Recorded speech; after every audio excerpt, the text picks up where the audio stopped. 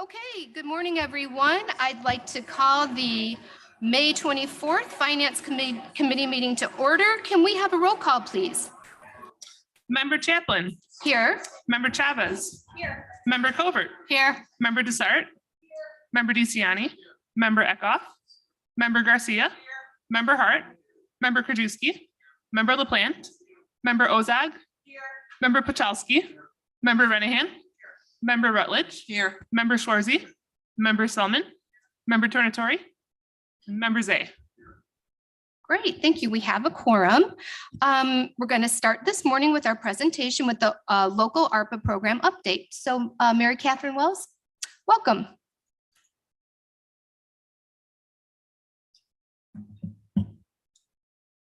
So I think I'm ready. Michelle. Just going to make a few brief comments this morning, just two or three slides. I'm going to cue it up here in a second.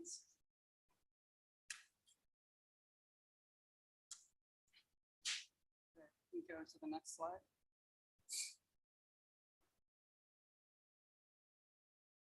One more.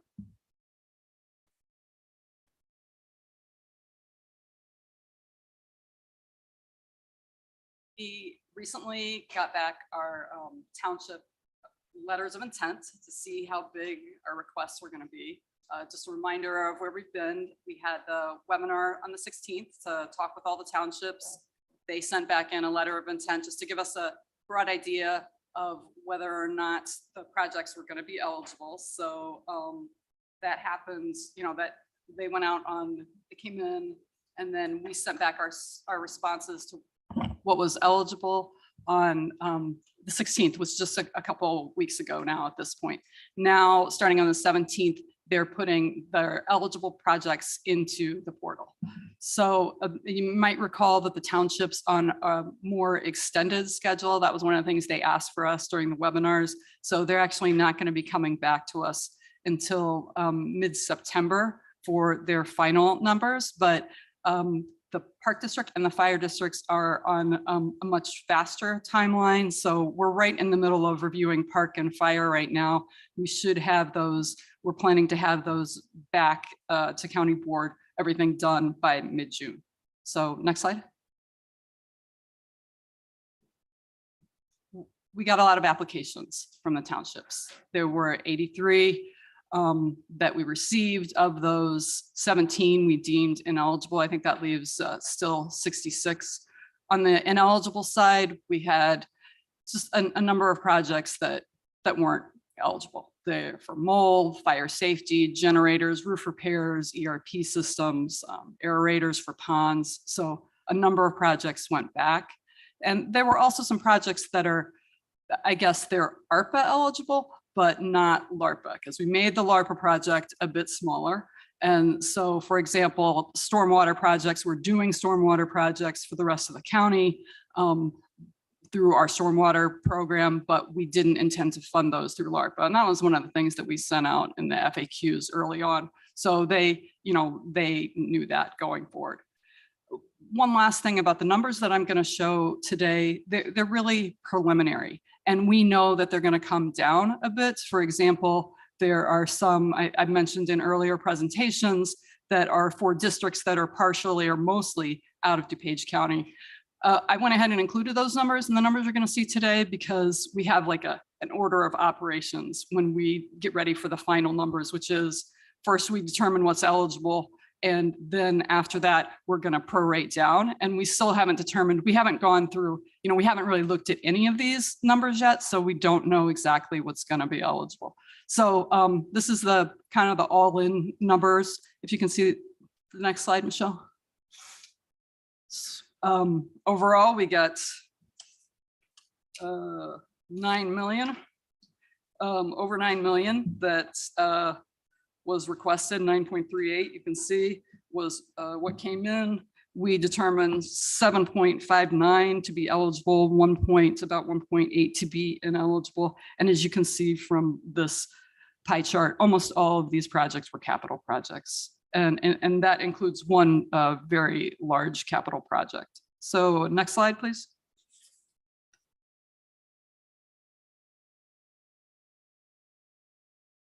again, this is just a recap. We, like with mostly capital, a few large construction projects. We did have a number of HVAC projects, and then some small miscellaneous projects and miscellaneous non-capital expenditures like laptops and air filters. There were a few things that were pretty small, but similar to what you've seen over the last 2 years with eligible COVID-related expenses. And with that, I will take some questions. Member Dessert. Thank you for the presentation, and I'm happy to talk about this today. The township supervisors, could we go back to the timeline slide, please? Yeah, thank you. The township supervisors meet monthly, and they met monthly last week. And I got phone calls about the timeline. They're not happy. If 83 requests were received and 17 were ineligible, 66 may be eligible. And I know this board has voted for 3 million, but some of the eligible projects. Okay, here, the township supervisors don't want to wait until August 1st.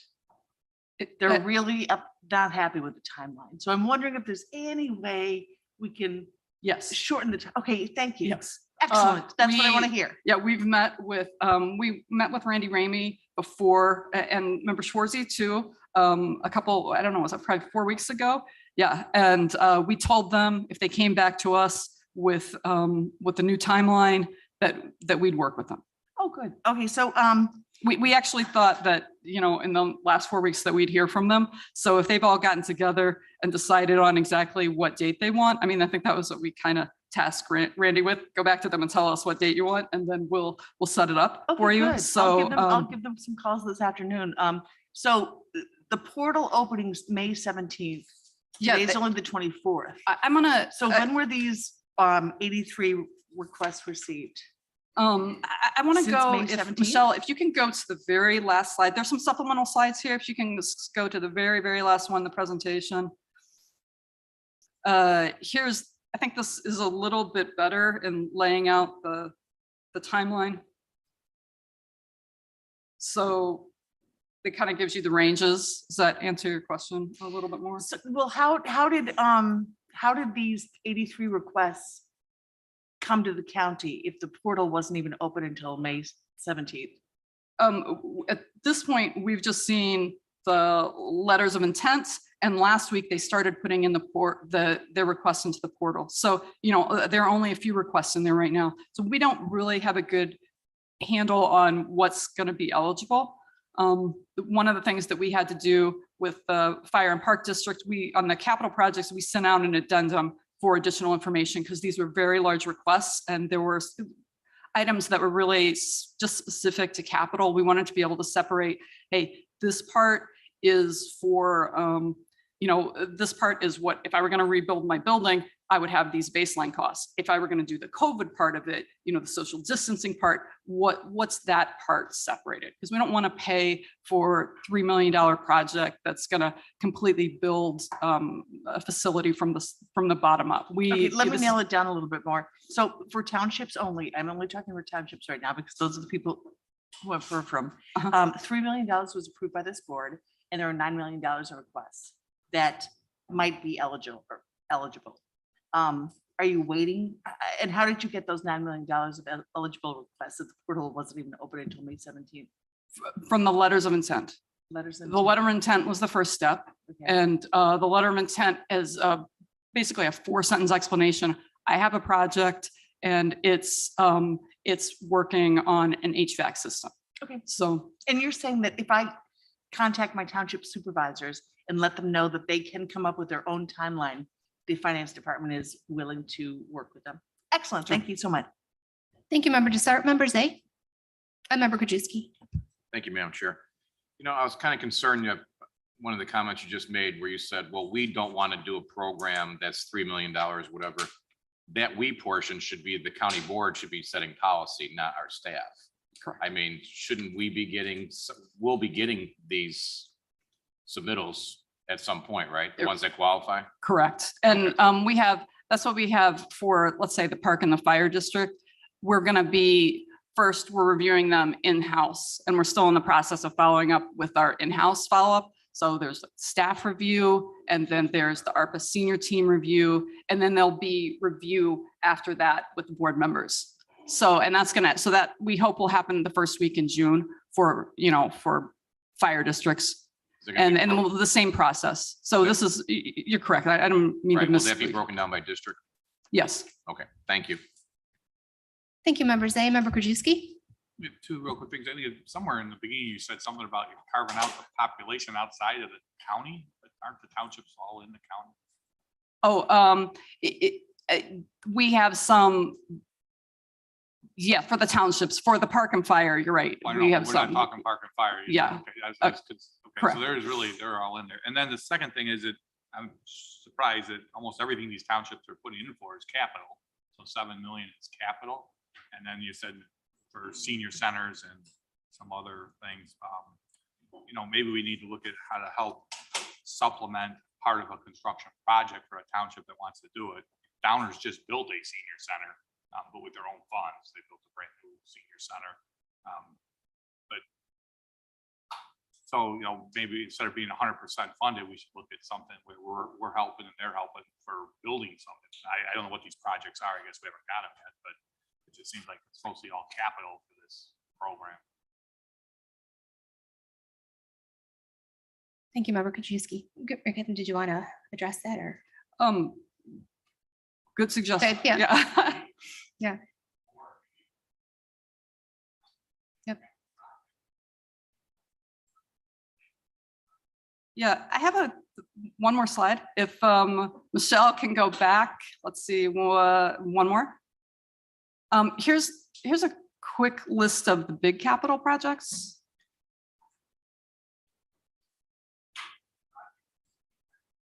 Yes.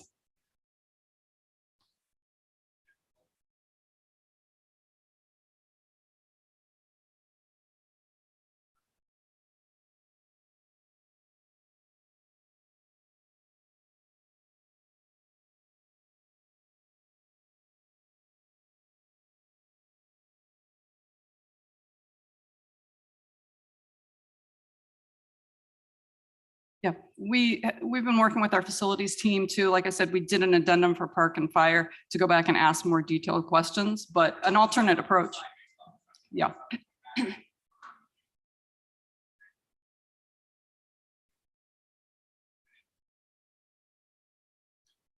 Member Renahan, then Member Eckhoff. Thank you. I think we do. I agree with members A. I think we need more information going along because this board approved $3 million only, and we're looking at eligible 7.59. I just would hate to mislead our townships and that we're going to approve something when we really have very little information. And I also would like to see more parity across the districts. We've got $3 million for Bloomingdale. I mean, I'm not seeing a lot when it comes to what, the people I represent that elected me. So I think more information going forward is going to be really helpful. I might, there's one additional slide. Can we go back? I wasn't sure how much you guys wanted to see today, but here's a quick look at what it looks like by township.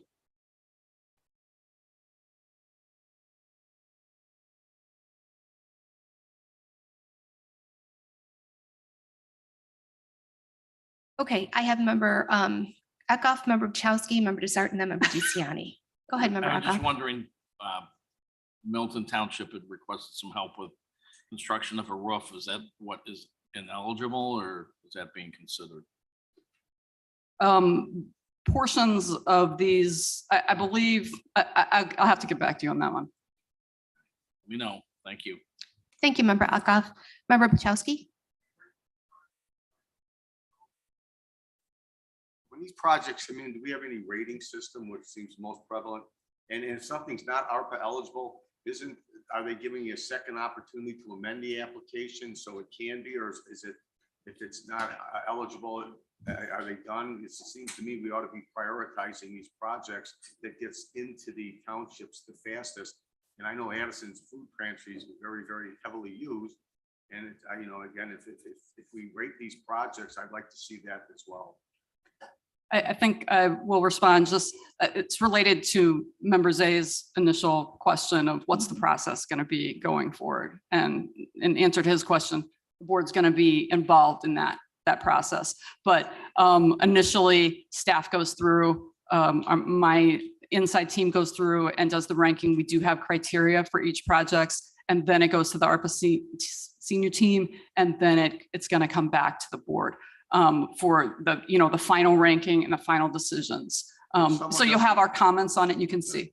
If someone doesn't agree with your determination, is there a process that allows them to, reconsider it or not? It's you guys' decision. So yeah. Yeah.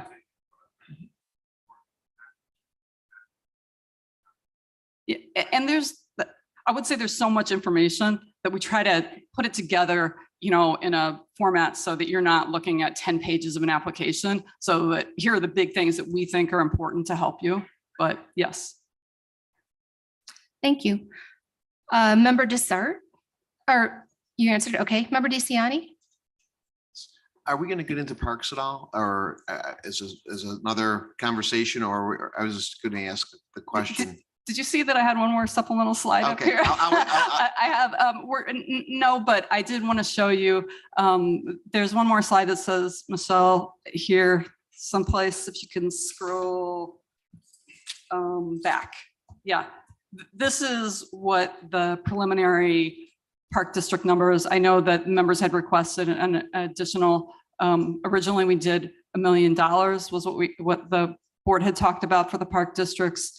We got in requests for, you see that number, the 2.063 number. That's what's in your on the agenda for today. That would be the total. This is not additional. This is the total. And these are the way the numbers break down based on the letters of intent that we received. I had put an inquiry in regarding special rec park districts, and I know from what I understand, we don't really have them funded in this, and they would possibly be expected to ask their participating park districts for support. I was at the NEDSTRA event over the weekend and saw about 10 park districts that were with them. And I brought this up to the head of NEDSTRA. He goes, I had no idea. So I did connect them with staff. Again, we only have a handful of special rec park districts. We've got NEDSTRA, we've got WEDSTRA, we've got the Hansen Center. I'm wondering if we could appropriate, because talking to these special rec parks, they have not asked or deemed that they would see any ARPA money. And you talk about districts that are dealing with some challenging, they're dealing with our most vulnerable people, our people with disabilities, et cetera. I think if we can appropriate, even if it's a couple $100,000 for those 4 entities, because for them to go to these districts that already have projects planned, I think would probably be onerous on them, and they're probably, those districts are probably going to say, hey, we've got these dollars already pledged for projects. So I'm just trying to think of them and be thoughtful in the process so that we share the wealth, so to speak, especially with those entities, because they are probably dealing with more challenges than most. So thank you.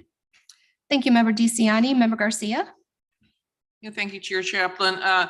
Looking at the list of the townships, we've been through everything. I just want to make sure that some of the services are not going to be duplicated in the park districts. I'm looking at some of the things they're requesting, and it looks like some of the same things are actually already done in some of the park districts or other entities. So is that something you're taking under consideration, that perhaps what they're requesting is also being done in the park districts, and so we're not duplicating services? We tried to limit our request to things that were COVID eligible. So in answer to your question, that was the framework that we were looking at. So if they had an expense that was COVID, we funded it. And the rationale being that, hey, we think that these are incremental new expenses for them. These are expenses that they wouldn't have had for COVID. So I'm kind of answering your question in a backwards way, but that was our thinking when we put together, when we evaluated requests. So, hey, if somebody sent me an application for a senior center that had mold in it, that's their problem, right? That's not a COVID expense. So that didn't get approved. But if somebody said, hey, because of COVID, we want to redo our HVAC system so that our air filtration in our senior center is better, we're like, yeah, that's a new expense. So that's the way we approached it.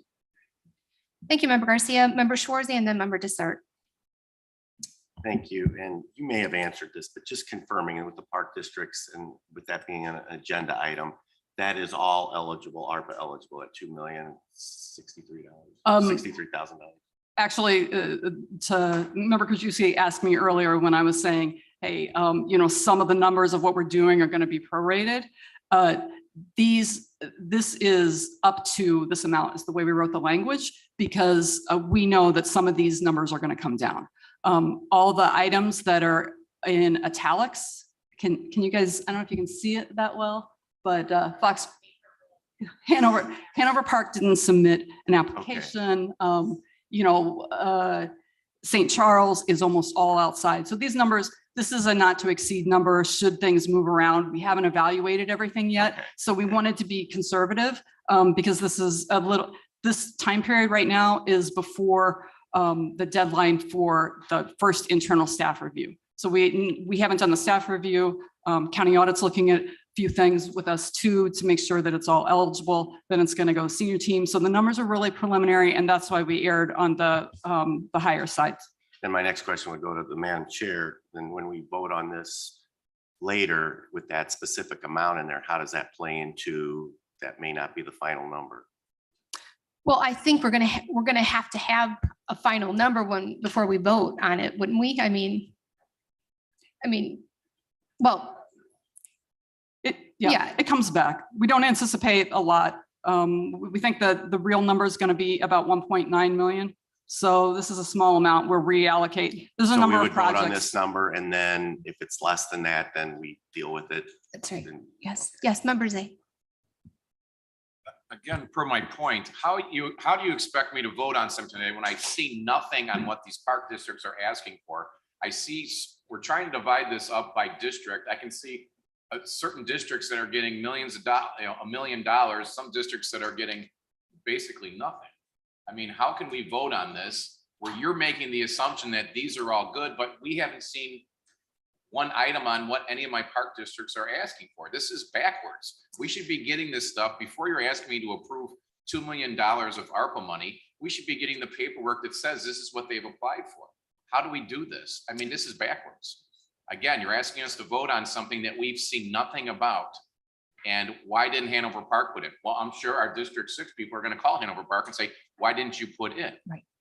They said, well, we didn't understand this or that.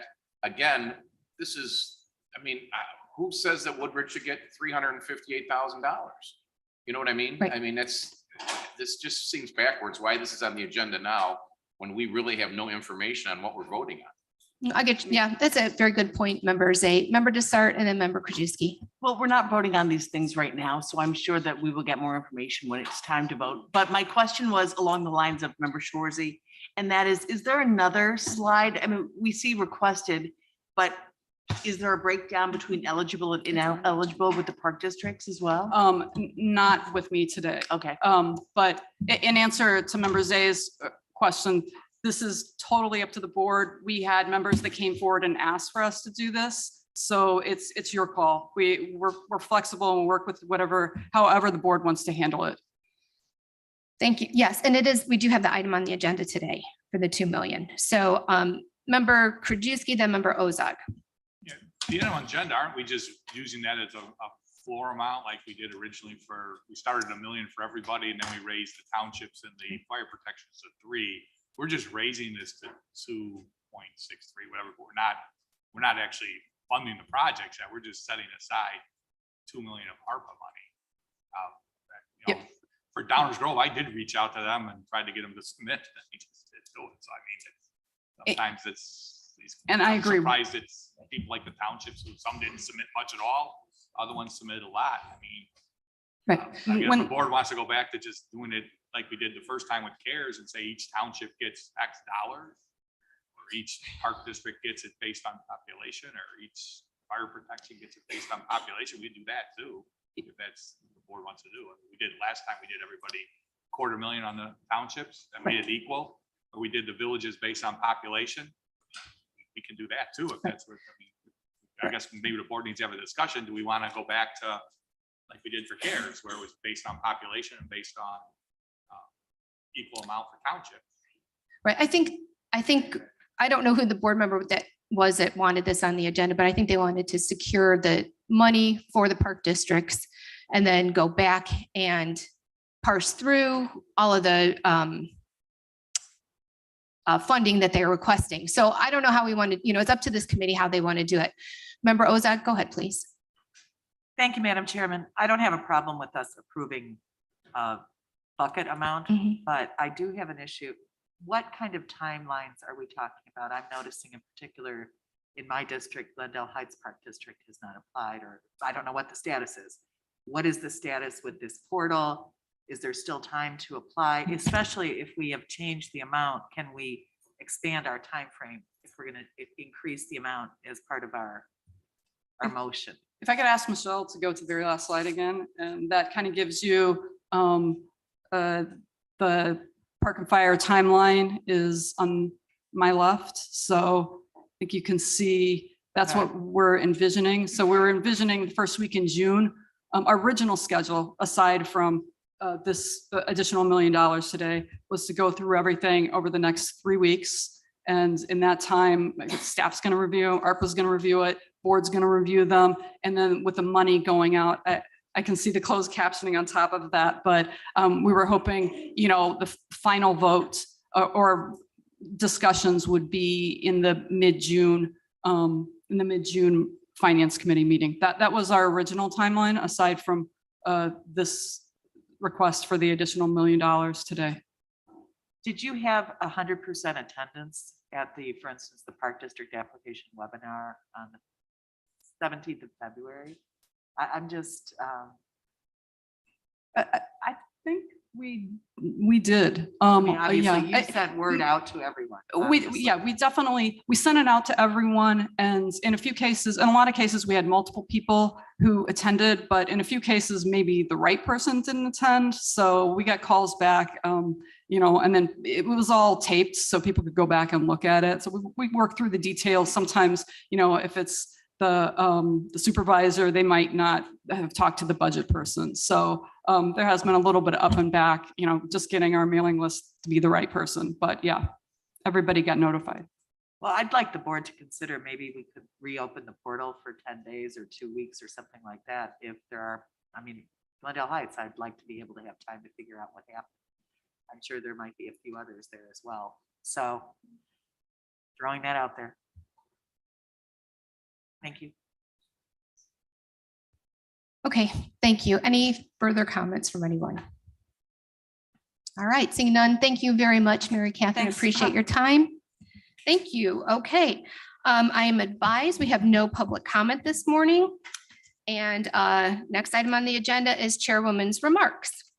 So 2 weeks ago, this committee was presented with a memorandum regarding DuPage County cannabis sales tax revenue that was represented to us and Chief Administrator's Officer's Kottmeyer's words on this board floor has a full accounting of the circumstances that led to the county's failure to receive any cannabis tax revenue for the first 18 months after the tax was intended to be implemented.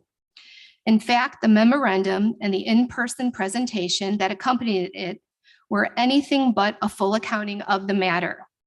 I would like to use my opening remarks to point out some of the glaring gaps in the information this committee was provided, and I request that my remarks be included in the minutes of the meeting. And just to prepare all of you, my remarks today are very lengthy because there was quite a bit of information this committee was not provided with 2 weeks ago. The first date noted in the memo is June 25th, 2019, the day Governor Pritzker signed the original version of the Cannabis Regulation and Tax Act, which allowed for the legal purchase and taxation of recreational cannabis. Not noted in the memo is that June 25th, 2019 was also an important date for DuPage County government for a different reason. On that day, the DuPage County Board voted on Chairman Cronin's proposed restructuring of county's top executive management.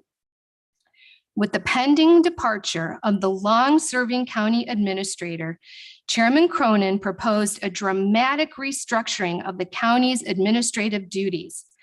Rather than appointing a new single county administrator or chief of staff, the chairman proposed a new structure, in his words, that realigns the current organizational chart from a traditional hierarchy chain of command structure to one that is managed by groups of related function.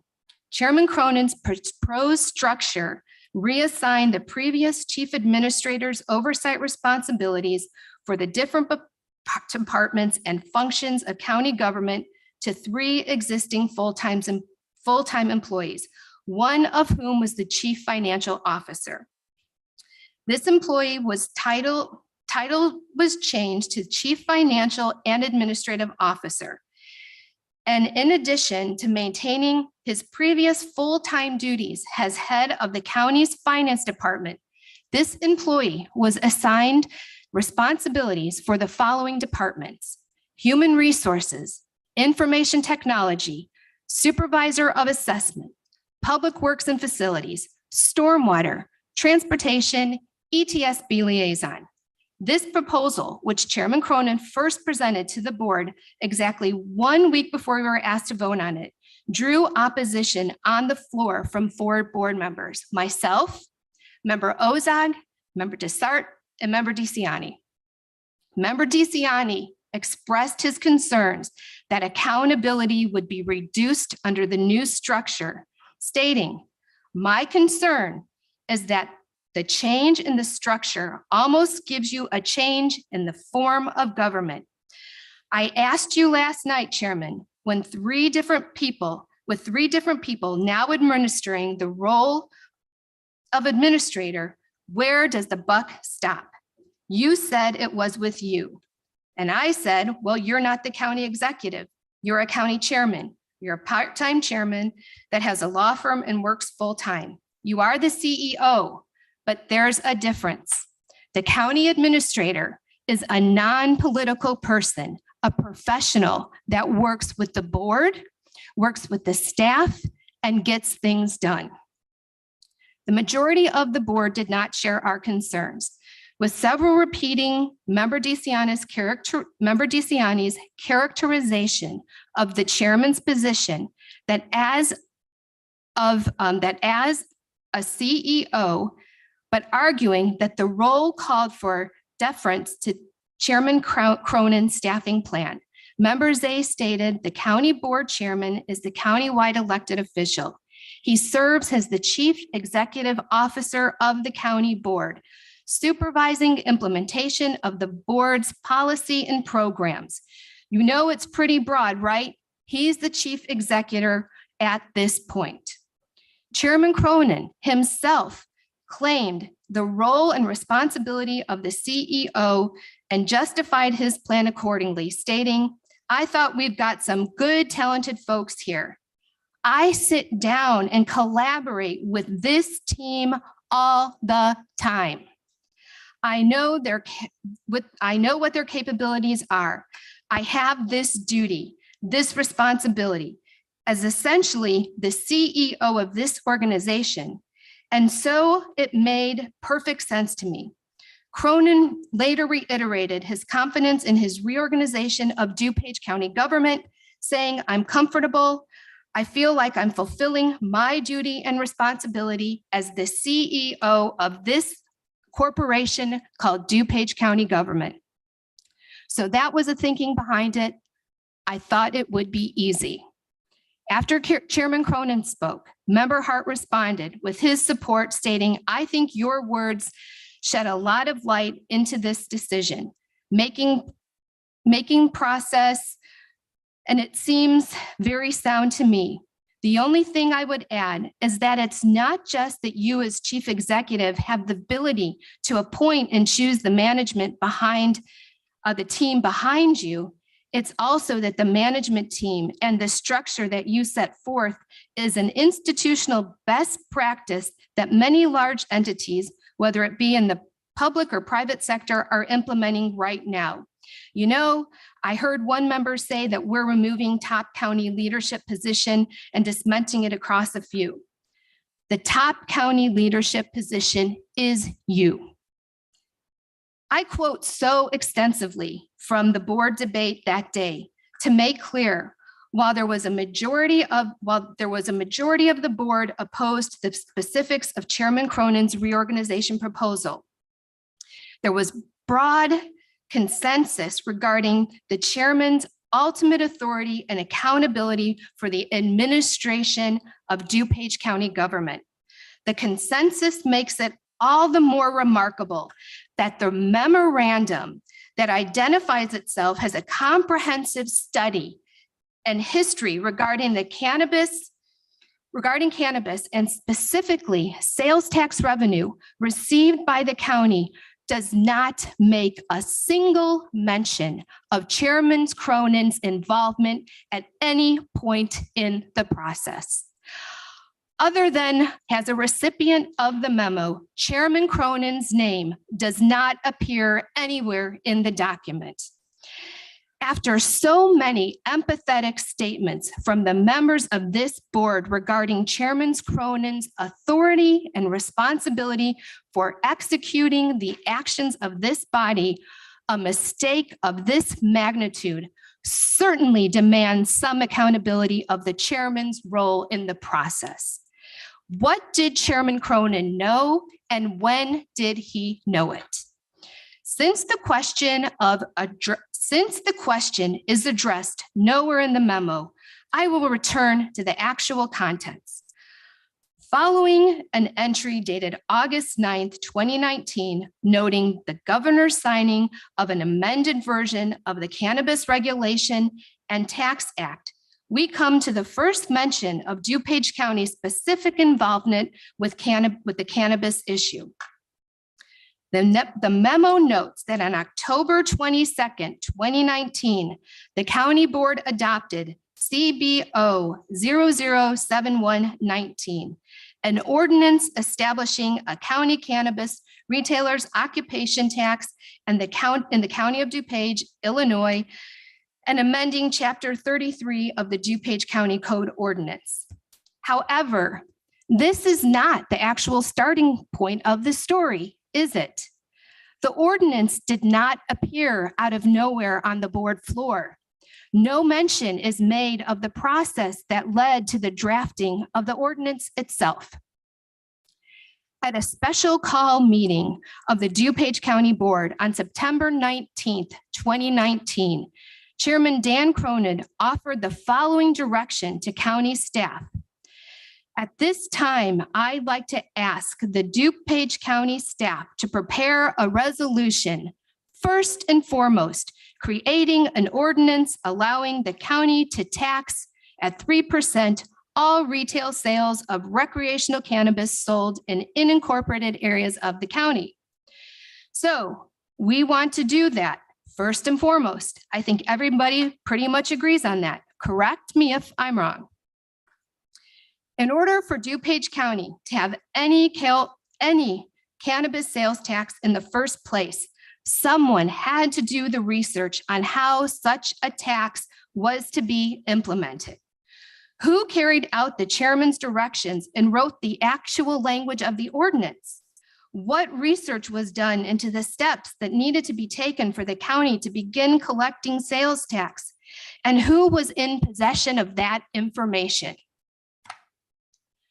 The memorandum provides no information regarding any processes or procedures used by the county's administrative or financial staff to follow up to ensure that the county resolutions and ordinances are fully executed.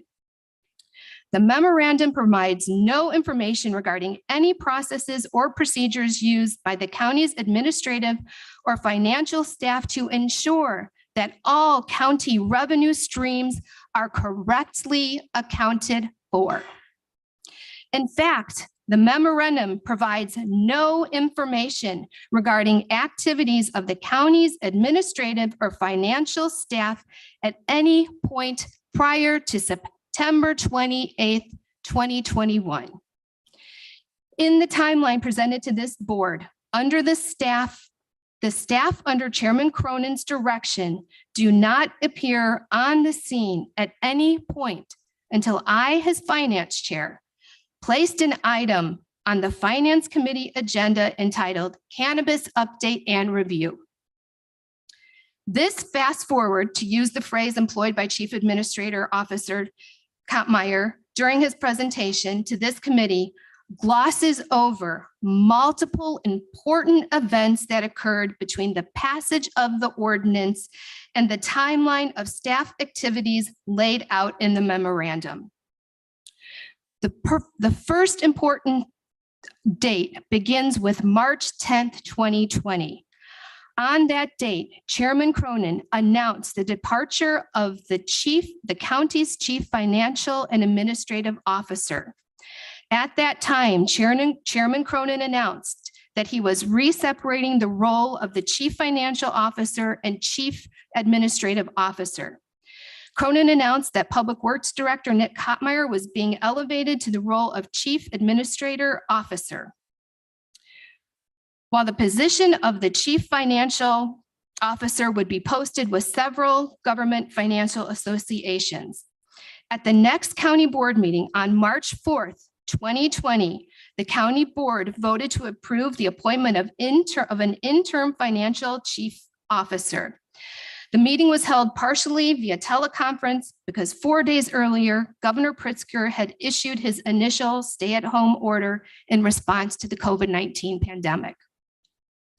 1 week later, on April 1st, 2020, the initial deadline passed for the county to have filed its cannabis sales tax ordinance with the Illinois Department of Revenue in time for the tax to go into effect on its intended start date of January 1st, 2020. DuPage County had over 5 months between October 22nd, 2019, passage of CBO 007119, and April 1st, 2020, the filing deadline. Auditor White's preliminary memorandum included a sign from the Illinois Department of Revenue's PowerPoint presentation to local governments titled Tips for All Ordinances. The guidance provided is straightforward. If you want to verify that we have received your ordinance, please check with us before the deadline. This allows you to still meet the deadline if you must resend because it was lost in the mail. Whose responsibility was it to make the phone call or send an email to verify that the ordinance was received? As we learned from last week's presentation, from the moment that the DuPage County staff realized the Illinois Department of Revenue was not in possession of the county's ordinance, it took only 2 days for the problem to be resolved. Chairman Cronin's staff simply requested a duplicate copy of the ordinance from the clerk's office, at which point the chairman's staff were perfectly capable of properly filing the ordinance themselves. If anyone had been managing the cannabis tax project through to completion, DuPage would have not missed out on $1 single of revenue. But again, whose job was it to oversee the cannabis sales tax implementation? Was it the responsibility of the chief financial administrative officer at the time? Did the duty fall to the lower ranking employee in the finance department, perhaps because the CFO could no longer to attend to such matters after taking on an oversight responsibility for 7 other departments? When the role of financial and administrative officer resplit 3 weeks before the filing deadline, which position retained the responsibility for overseeing the implementation of new taxes? As Member DeCiani asked on the board floor 9 months earlier, With these three different people now administering the role of administrator, where does the buck stop? Unfortunately, in this story, the bucks never started. At this point, DuPage County had unavoidably lost revenue by missing the April 1st, 2020 deadline. The question now becomes how quickly the county would be aware of the problem and stop the bleeding. This would seem to clearly be the role of the financial and budget professionals in the finance department. After Chief Administrator Officer's Kottmeyer's initial presentation, my first question to him was the following. Did we know at the beginning that there were two separate taxes? This was the Chief Administrator Kottmeyer's response, transcribed to the best of my ability. Keep in mind that this is a new revenue stream from the state, never received by any county, any municipality up to this point. We have had no idea how the revenue stream would be sent to us. This was going to be part of this. Is it part of one check, two checks? We had no idea how it was going to be. And obviously, as these stores are opening, you know, one, and then 4 or 5 months later, another one, we don't know what the delay is. And with the new revenue stream, we have no benchmark data to figure out. So we absolutely were aware of two different revenue streams, but we didn't realize that it was one check, two checks. Is it part of the sales tax data coming in? There's no way to have, I mean, obviously, once you have benchmarked for revenue streams, it is very easy to say something's wrong with that. Something is not right. And we didn't have that benchmark data to be able to see this as a problem. That's a very confusing response. Chief Administrator Officer Kottmeyer seems to be saying that DuPage County staff was unaware of how it would be receiving tax revenue from the state. I find it somewhat hard to believe. But if it were the case, wouldn't someone from the finance department have called or emailed the Department of Revenue, to clarify how we should expect to receive these two different revenue streams? And once we knew how we were going to be receiving the two revenue streams, wouldn't it have been easy to notice if one was missing for 18 months? If we know we had two different revenue streams coming in, wouldn't we have to budget for two different revenue streams? I've distributed to all of you copies of revenue documentation from the 2022 budgets from both DuPage County and Lake County with significant differences highlighted. Lake County budget includes separate lines for county cannabis sales tax and cannabis use tax. DuPage County budget includes only a single line labeled cannabis tax. This brings me to another important date not mentioned in the timeline we were provided. September 28th, 2021. This was the day Dan Cronin presented the county board chairman's budget proposal to this board. According to the timeline in the memo, the very next day, Chairman Cronin's staff discovered the budget he had just proposed to the county board failed to take into account an entirely new revenue stream available to the county. Within 2 days, the county chairman's staff had filed the necessary paperwork to ensure cannabis sales tax revenue would be collected in the coming fiscal year. The chairman's budget was never updated to add the revenue line item, including new cannabis sales tax.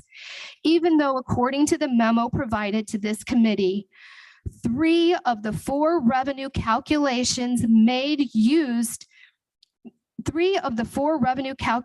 methods used to estimate DuPage County revenues lost are based on documents that were published, that were publicly available in the period of time between the initial presentation of the chairman's budget and its approval by the county board on November 23rd, 2021. Did Chairman Cronin's staff make no attempt to inform him in any way that his own budget proposal was missing a tax revenue stream that had been overlooked for 2 years? What did Chairman Cronin know and when did he know it? The examples I have presented are just a few of the ways the memorandum and presentation this committee received 2 weeks ago were miles away from being a full accounting or a comprehensive summary and history of the issues related to DuPage County delayed cannabis tax implementation. Quite contrary, this board was presented with almost none of the relevant information required to understand how such a massive revenue loss carried on for so long. Nevertheless, just minutes after the conclusion of the Finance Committee, a few weeks ago, Chairman Cronin arrived at the county board room with his pre-written remarks in hand, ready to pass judgment on an entirely different elected official with the categorically declaration, "The facts are simple, the facts are clear." In reality, the facts we were presented with in this case are neither simple nor clear, which is why I have spent the last 2 weeks pursuing additional information from county staff to fill in some of the glaring holes in the report we were provided. Unfortunately, Chairman Cronin has deliberately obstructed my efforts to obtain the information that would allow answers to some of the questions raised by Chief Administrator Officer's memo. In an email dated May 18th, 2022, Chairman Cronin responded with the following statement to my request to the taxpayer-funded staff of this county government to provide public records related to their work on behalf of our residents. I have directed staff not to respond to your voluminous requests, and I advise you to cease and desist your reckless behavior.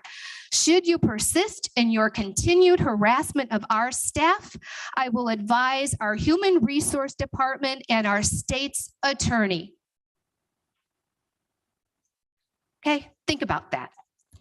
Chairman Cronin attempted to justify withholding public records by stating our professional and dedicated staff who have successfully led us through a global pandemic over 2 years does not deserve this intense level of scrutiny in order to fulfill your political agenda. Let me be clear in my response.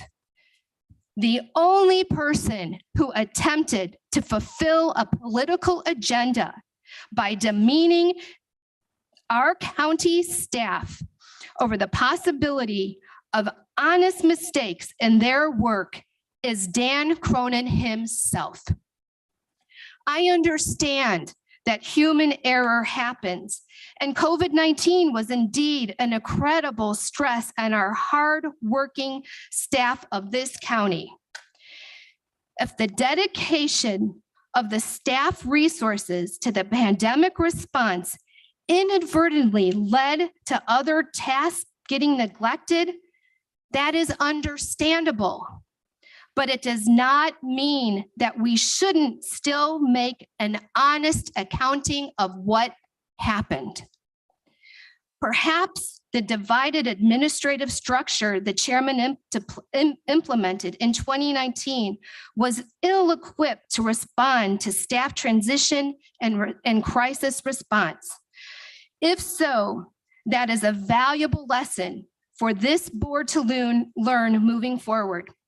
Perhaps there are other different lessons we will learn once all the relative facts have been brought to light.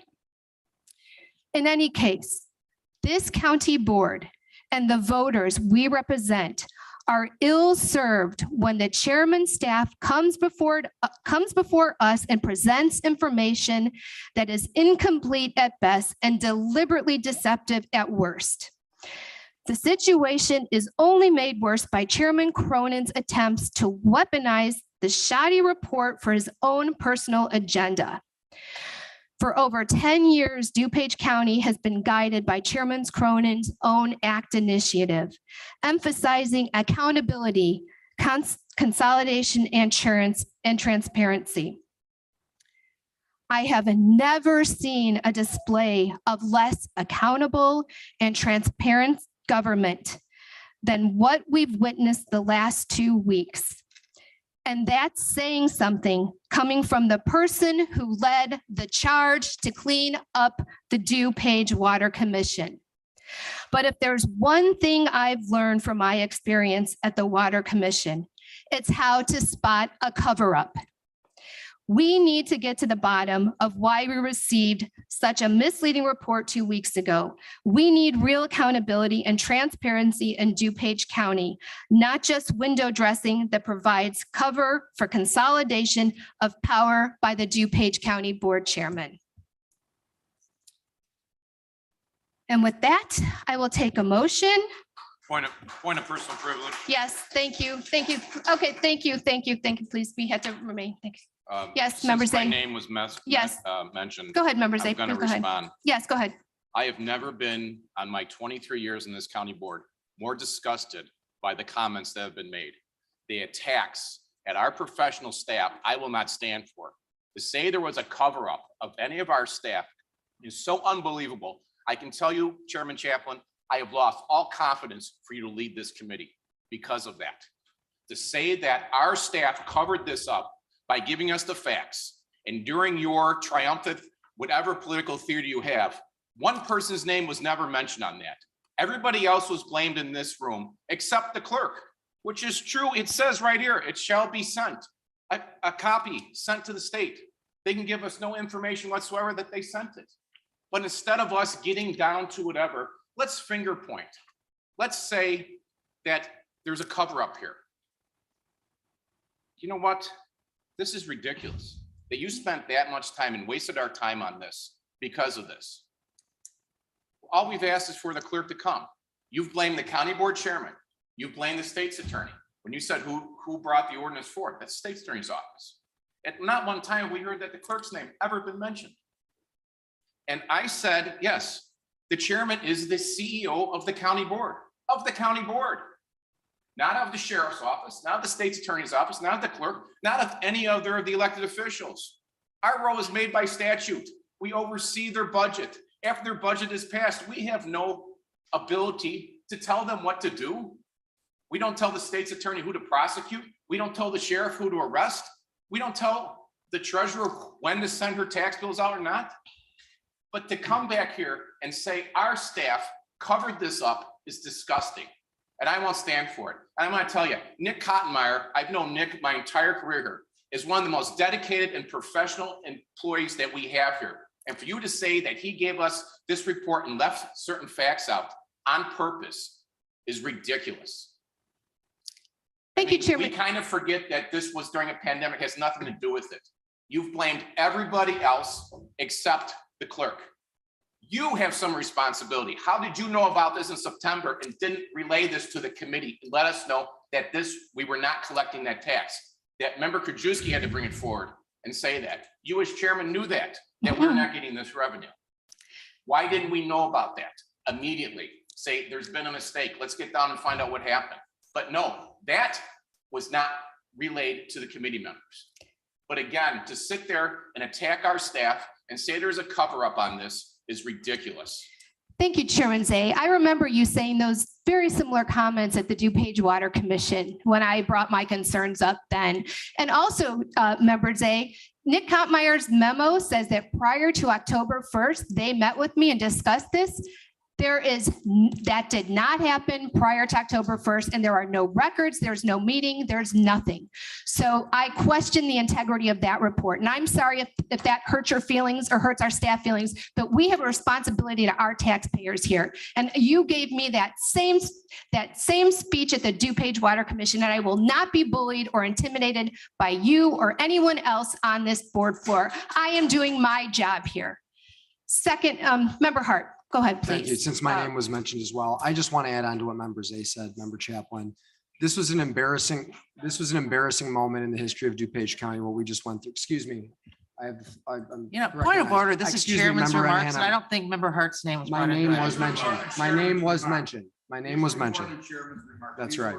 Accusatory statements across the board. Yep. I've never heard the chairman's remarks. Point of order, Member Hart was speaking. Member Yes. Tornatori wasn't called on. Let's let Member Hart speak. You know, I think the chairman. Member Hart, can we let Member Hart speak and then you can go, Member Tornatori?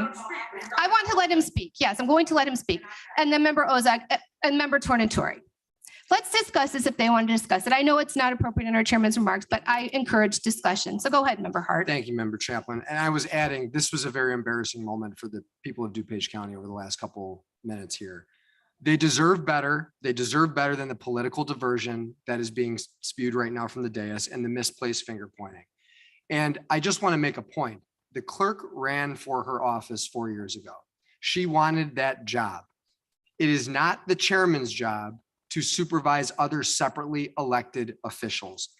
Under no circumstance in previous clerks' administrations has there ever been misplaced finger pointing like we're seeing right now.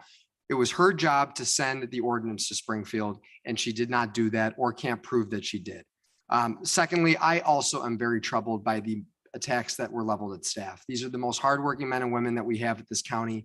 To see them thrown under the bus like that is disgusting, and I won't stand for it. And I think that we need to really put the focus on where this ordinance was supposed to be sent from, and that was the clerk's office. Yes, and thank you, Member Hart. And I don't disagree with that. Yes, the clerk does have responsibility in this. The ordinance should have gone in the mail and we don't know if it was mailed or not. But it doesn't stop there. We have to figure out why we didn't figure this out for 18 months. And I would ask the question. So that is Member what I'm Chaplin, trying to get at, And I would ask Member the Hart. question, like Member Zay said, you were notified. And like I said, I was not last week, you were notified. notified I 8 was months never ago notified. as finance chair. I was You have never accountability in notified. this matter as well. I was You have never accountability in this as notified. well. I was never notified. Thank Chairwoman, a you. point of order, please. Yes, Chairwoman, a point of order. yes. Thank you. And Mr. State's Attorney, I am asking you to please assist us in preserving decorum, both from members of this body as well as the chairwoman. I know this is a difficult conversation, but when there's a point of order, it's my understanding that all other conversation stops, that individual is recognized and then we proceed. Is that correct, Mr. State's Attorney? The chair should recognize points of order when they're made. All right, thank you Yes, very thank much for your you. Thank you. assistance. Member Ozag, then Member Tornatori. Member Ozag. Thank you, Madam Chairman, and thank you for your remarks today. A few days after our last meeting, the chairman wrote to the Daily Herald, "I would like to state my emphatic objection to the headline which appeared in the May 11th DuPage edition. Egregious error cost DuPage millions. No blame to be traded here. I'm Statutory gonna ask a point responsibility of lies." order. I'm gonna speaking. ask a point of I'm order to the speaking. state's attorney. I am I'm asking a speaking. point of order, so listen. You We're are supposed to rude. be having a chairman's report, and the people who were referenced in her report have a right to say And they something, have. but this doesn't open up to the entire board floor. We can Wait till- hold no, other we can't. comments No, we're- until. no, we we'll can't. hold other comments we until new or can't. old business, Member Old Eckhoff. We'll business. hold them under old Can we business. get to the people's Yes, business instead yes. of the political business? Yes, That's sitting here on the yes. floor? yes, we will do that. We will Would do you prefer that. I hold my remarks? I till would old prefer business? that. And Member Thank you, I will. Tornatori, could you? Thank you. Okay. Okay, thank you. All right, with that, I will take an approval of the minutes. Any discussion? All those in favor? Opposed? Okay, the motion carries. I'll take a motion on budget transfers FIR 00 from May 24th, 2022, various companies and accounting units. I have a motion by Member Desart, a second by Member Garcia. Any discussion? All those in favor? Opposed? The motion carries. Okay, we move on to procurement requisitions. Member LaPlante. Please. I move to discharge from the Ad hoc Fine Arts Committee, item FAR 0354A-21, amendment to gate ticketing fee schedule for the 2022 Fine Arts Festival. Oh, did you move on it, member LaPlante, or did you ask for a motion? You asked for a motion. Okay, so we have a motion by member Salmon, a second by member Garcia. Any discussion on this matter? Okay, all those in favor?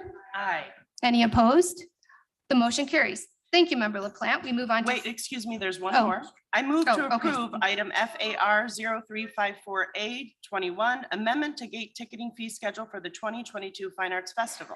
Have a motion by member LaPlante, a second by member Desart. Any discussion? All those in favor? Aye. Any opposed?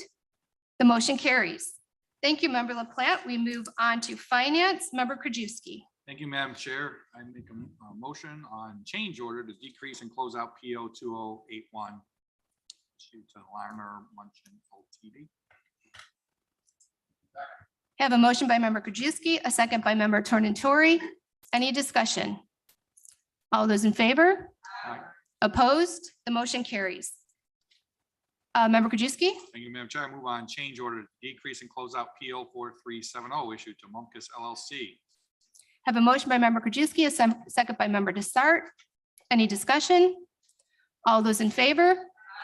Opposed? The motion carries. Member Krajewski? Thank you, Madam Chair. And last, I have a motion on change order to decrease and close out PO 5194 issued to O'Hagan and Meyer LLC. Motion by member Krajewski, a second by member Garcia. Any discussion? All those in favor? Opposed? The motion carries. We move on. Thank you, member Krajewski. We move on to animal services. Member Krajewski. Thank you, Madam Chair. I move on ASP 0165-22, which is a recommendation for approval of a contract to RWE Design Build for professional construction manager services on at-risk basis to execute the work scope detailed in the animal services facility addition for animal services for a contract total amount of $10,967,013. Have a motion by member Krajewski, second by member Garcia. Any discussion? Member Desart. Thank you. I know that in the Illinois' 102 counties, we have the best animal services group in the whole state of Illinois. And I've been waiting 3 years for this project ever since I first got on the board. And I am just so excited to approve this addition to our animal services building today. It is so needed. We have the best staff at animal services, and they are going to start enjoying working there again. But when I say that, I mean aesthetically, when you go to work and the hallway is full of cages of small animals and you have to scooch down the hallway, you know, in single file because it's so stuffed. I am just so excited to approve this project. Thank you. Thank you, member Desart. Any other discussion? All those in favor? Opposed? Motion carries. Thank you, member Krajewski. Move on to development, member Tornatori.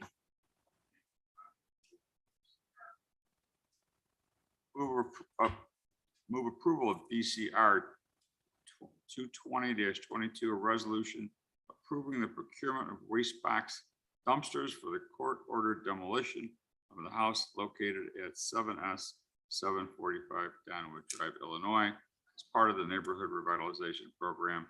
The total amount not to exceed $46,000. We have a motion by member Tornatori, a second by member Garcia. Any discussion on this? Okay, all those in favor? Aye. Opposed? The motion carries. Thank you, member Tornatori. Move on to economic development, member Chavez. Thank you, Madam Chair. I move approval of EDR 0218-22 resolution for EDR 0518-21, approval of issuance of payments by DuPage County to training providers through the Trade Adjustment Assistance Grant Intergovernmental Agreement number 20661-006 in the amount of $16,792, which is an increase. The motion by member Chavez, a second by member Desart. Any discussion? All those in favor? Aye. Opposed? The motion carries. Member Chavez. Thank you, Madam Chair. I move approval of EDR 021922, acceptance and appropriation of additional funding for the Illinois Department of Commerce and Economic Opportunity Trade Assistance Grant Intergovernmental Agreement 20661-006, Accounting Unit 2840 in the amount of $17,567. I have a motion by member Chavez, a second by member DeCiani. Any discussion? All those in favor? Aye. Opposed? The motion carries. Thank you, member Chavez. We move on to Health and Human Services, member Renahan. Thank you, Madam Chair. I move on change order HHSP 0389A-21, amendment to resolution HHSP 038921 is issued to Wellsky Corporation for the purchase of 80 software licenses for the 211 and homeless management information system, increasing the contract by $33,840 for community services. I have a motion by member Renahan, a second by member Garcia. Any discussion? All those in favor? Aye. Opposed? The motion carries. Member Renahan. Thank you, Madam Chair. I move approval of HHS-CO 0018-22. This is an amendment to County Subgrantee Contract 5128-0001 for People's Resource Center through Community Services Block Grant to extend the contract through September 30th, 2022, and to increase the contract by $42,000. COVID item. I have a motion by member Renahan, a second by member Desart. Any discussion? All those in favor? Aye. Opposed? The motion carries. Thank you, member Renahan. We move on to Judicial Public Safety, member Renahan. Thank you, Madam Chair. I move approval of JPSR 0207-22, resolution revision to personal budget for the jury commission. I have a motion by member Renahan, a second by member Desart. Any discussion? All those in favor? Opposed? The motion carries. Thank you, member Renahan. We move on to Public Works, member Ozog. Thank you, Madam Chairman. I move for approval of change order PWP 0430A21, amendment to resolution PWP 043021 issued to Standard Equipment Company to purchase a Vector 2100 plus combination sewer cleaner for Public Works to increase the contract in the amount of $26,165, taking the original contract amount of $485,665 and resulting in an amended contract total amount not to exceed $511,830, an increase of 5.39%. I have a motion by member Ozog, a second by member Garcia. Any discussion? All those in favor? Aye. Opposed? The motion carries. Member Ozog. Thank you. I move for approval of PMP 016622.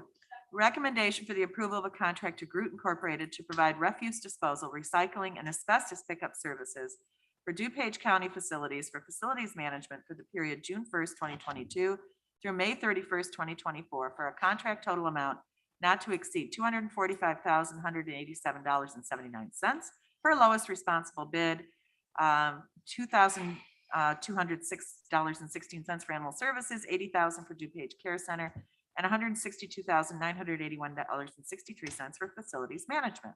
I have a motion by member Ozog, a second by member Desart. Any discussion? All those in favor? Opposed? The motion carries. Member Ozog. Thank you. Finally, I move for approval of PWP 016722, recommendation for the approval of a contract to Groot Incorporated to provide refuse disposal and recycling for DuPage County Public Works facilities for Public Works for the period June 1st, 2022 through May 31st, 2024 for a contract total amount not to exceed $126,000 per lowest responsible bid. I have a motion by member Ozog, a second by member Desart. Any discussion? All those in favor? Aye. Opposed? The motion carries. Thank you, member Ozog. We move on to technology, member Selman. Thank you, Madam Chair. I move on to EP 163-22, a recommendation for the approval of a contract purchase order to SHI International Corp. for the deployment and annual maintenance of Tanium endpoint security.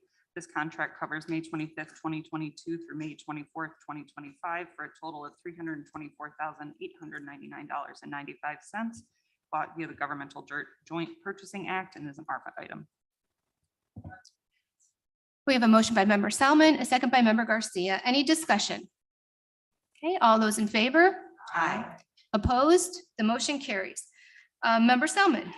Thank you, Madam Chair. I move on TEP 175-22, a recommendation for the approval of a contract purchase order to Physicians Record Company to furnish and deliver carbonless forms for various offices and departments. This contract covers a period of June 1st, 2022 through May 31st, 2023 for a total of $42,000 per lowest responsible bid. Have a motion by member Selman, a second by member Desart. Any discussion? All those in favor?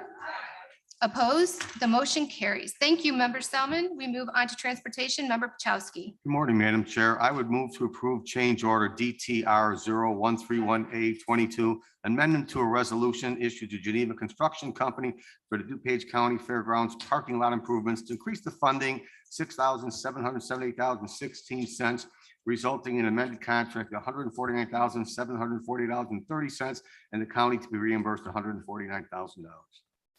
I have a motion by member Pachowski, a second by member Desart. Any discussion? All those in favor? Aye. Opposed? The motion carries. Member Pachowski. Thank you, Madam Chair. I wowould move to combine agenda items 2 through 9, which are all approval of contracts. I have a motion by member Pachowski, a second by member Desart to combine items 2 through 9 under transportation. All those in favor? Aye. Opposed? The motion carries. Member Pachowski. Thank you, Madam Chair. I'd move to approve DTP 15722, recommendation approval of contract to Westside Tractor Sales Company for this delivery of John Deere repair and replacement parts for a contract not to exceed $30,000. Move to approve DTP 0168-22, recommendation approval contract to Groot Inc. to provide refuse disposal and recycling pickup services for a contract not to exceed $46,799.36. Move to approve DTP 0169-22, recommendation for approval of contract to Precise MLLC for fleet truck equipment and service agreement for a contract not to exceed $34,000. Move to approve DTP 0170-22, recommendation for approval of contract to Morton Salt Inc. to furnish and deliver bulk salt as needed for a contract amount of $1,138,200. Motion to approve DTP 0171-22, recommendation for approval of contract to Mandel Metals Inc., DBA Standard Sign Company to furnish and deliver aluminum sign blanks as needed, not to exceed $70,000. Move to approve DTP 0172-22, recommendation for approval of contract purchase order MD Solutions to furnish and deliver signpost as needed for a contract not to exceed $120,000. Motion to approve DTP 0173-22, recommendation for approval of contract purchase agreement to Little Enterprises of Ohio LLC for roll-up signs as needed for a contract not to exceed $33,000. And finally, Madam Chair, motion to approve DTP 0174-22, recommendation for approval of contract to Max Body Shop for body repairs for a contract not to exceed $85,000. Okay, we have a motion by member Pachowski, a second by member Garcia. Any discussion? All those in favor? Aye. Opposed? The motion carries. Member Pachowski. And finally, Madam Chair, move to approve DTR 0211-22, an awarding resolution to Utility Dynamic Corporation for the Fabian Parkway street lighting improvements for an estimated county cost of $104,614.70. I have a motion by member Pachowski, a second by member Desart. Any discussion? All those in favor? Aye. Opposed? The motion carries. Thank you, member Thank Pachowski. you, Madam We Chair. move on to item number 9, finance resolutions. Member Krajewski. Thank you, Madam Chair. I move on FIR 0198-22, resolution recommendation for additional appropriation for Animal Services Fund, $1,620,000. Have a motion by member Krajewski, a second by member Desart. Any discussion? All those in favor? Aye. Opposed? The motion carries. Member Krajewski. Thanks, Madam Chair. I move on FIR 0199-22, recommendation for interfund loan from the general fund to Animal Service Fund, $4,500,000. Have a motion by member Krajewski, a second by member Desart. Any discussion? All those in favor? Aye. Opposed? The motion carries. Member Krajewski. Thank you, Madam Chair. I move on FIR 0208-22, resolution acceptance appropriation of the DuPage Animal Friends Foundation Coordinator Grant, $20,000. Motion by member Krajewski, second by member Chavez. Any discussion? Member Desart. Thank you. I just want to say thank God for DuPage Animal Friends Foundation. They give so much money and do so much great fundraising work for our animal services. They are just saints here on earth. Thank you. Thank you, member Desart. Any further discussion? Okay, all those in favor? Aye. Opposed? The motion carries. Member Krajewski? Thank you, Madam Chair. I move on FIR 0214-22, resolution additional appropriation for ARPA fund for animal service facility addition, $900,000. Have a motion by member Krajewski, a second by member Desart. Any discussion? All those in favor? Opposed? The motion carries. Member Krajewski? Thank you, Madam Chair. I move on FIR 0215-22, resolution for approval of the use of the ARPA funds in the amount of $900,000 for animal services facility addition. A motion by member Krajewski, a second by member Desart. Any discussion? All those in favor? Opposed? The motion carries. Member Krajewski? Thank you, Madam Chair. I move on FIR 0217-22, resolution, First Amendment to Resolution FIR 0168-17, the intergovernmental agreement between the County of DuPage and the DuPage County Emergency Telephone System Board and DuPage Public Safety Communications. Have a motion by Construction, member- Maintenance and lease of public facility communications. Motion by member Krajewski, second by member Schwarzy. Any discussion? Member Desart? Thank you. Is there somebody here who can talk about this? I would love to hear more about the project. I did read the packet. I visited DuCom. I got a tour there. It was wonderful. It's a wonderful facility a couple of weeks ago, but I don't recall hearing about this until I saw the board packet. Thank you, Nick. Thank you, Nick. Happy to. This is actually in 2017, as we all recall, DuCom was built as part of an agreement between ETSB, DuPage County, and DuCom. What this agreement is simply a memorialization of all of the facets of that. So it's updated. So we had an original agreement that was approved at that point. However, this is memorializing everything we know, all the current loan terms. There's no new terms in this. This is just simply a memorialization for the next 20 years of everything to get it up to speed. Very good. Thank you so much. Thank you. Thanks, Nick. Okay, any other questions? All those in favor? Aye. Opposed? The motion carries. Member Krajewski? Thank you, Madam Chair. I move on FIR 0222-22, resolution for approval of use of ARPA funds for the local American Rescue Plan Act for park districts, $2,063,990. ARPA. Motion by member Krajewski, second by member Desart. Questions? Zay and then Garcia. Member Zay? Thank you, Madam Chair. I'm going to move to table this until 6:14. That gives us some time to reach out to board members, to reach out to additional park districts that did not put in for any time. And it gives us more information to see what actually we got in our own districts. And it just gives us until the 14th to reach out to them and make sure they understand the process and make sure we're not leaving anybody out. Okay, I have a motion by member Krajewski and a second by member Desart to table this item until June 4th. Yeah, I said member, didn't I say members? Oh, member Brian and I Zay. look the same. We got- Member Zay has made the motion, second by member Desart to table this item until June 14th. Discussion, member Ozag. In this tabling, are we going to be able, if there is a district that did not come forward and may still be interested, are we going to be able to open the portal or I think that expand would the be up dates slightly? to the board. We want to open the portal? I think it would be Well, up. it gives us time to reach out to them. If they don't want to do it, they don't have to do it. But I think if Okay. a board member goes to our finance team and says, listen, Glendale Heights didn't do this, they would like to Yeah. reapply, I think they'll open that portal for us. Okay, Yes, so member- do that for today and then we'll see about reopening the portal. Member Desart and then member DeCiani. Member Desart? Yeah, I was just going to ask if Mary Catherine or somebody else can come up and tell us, can the portal be reopened for those park districts? If we That say did Based not- on policy, yes, we can reopen it. we can do whatever we want.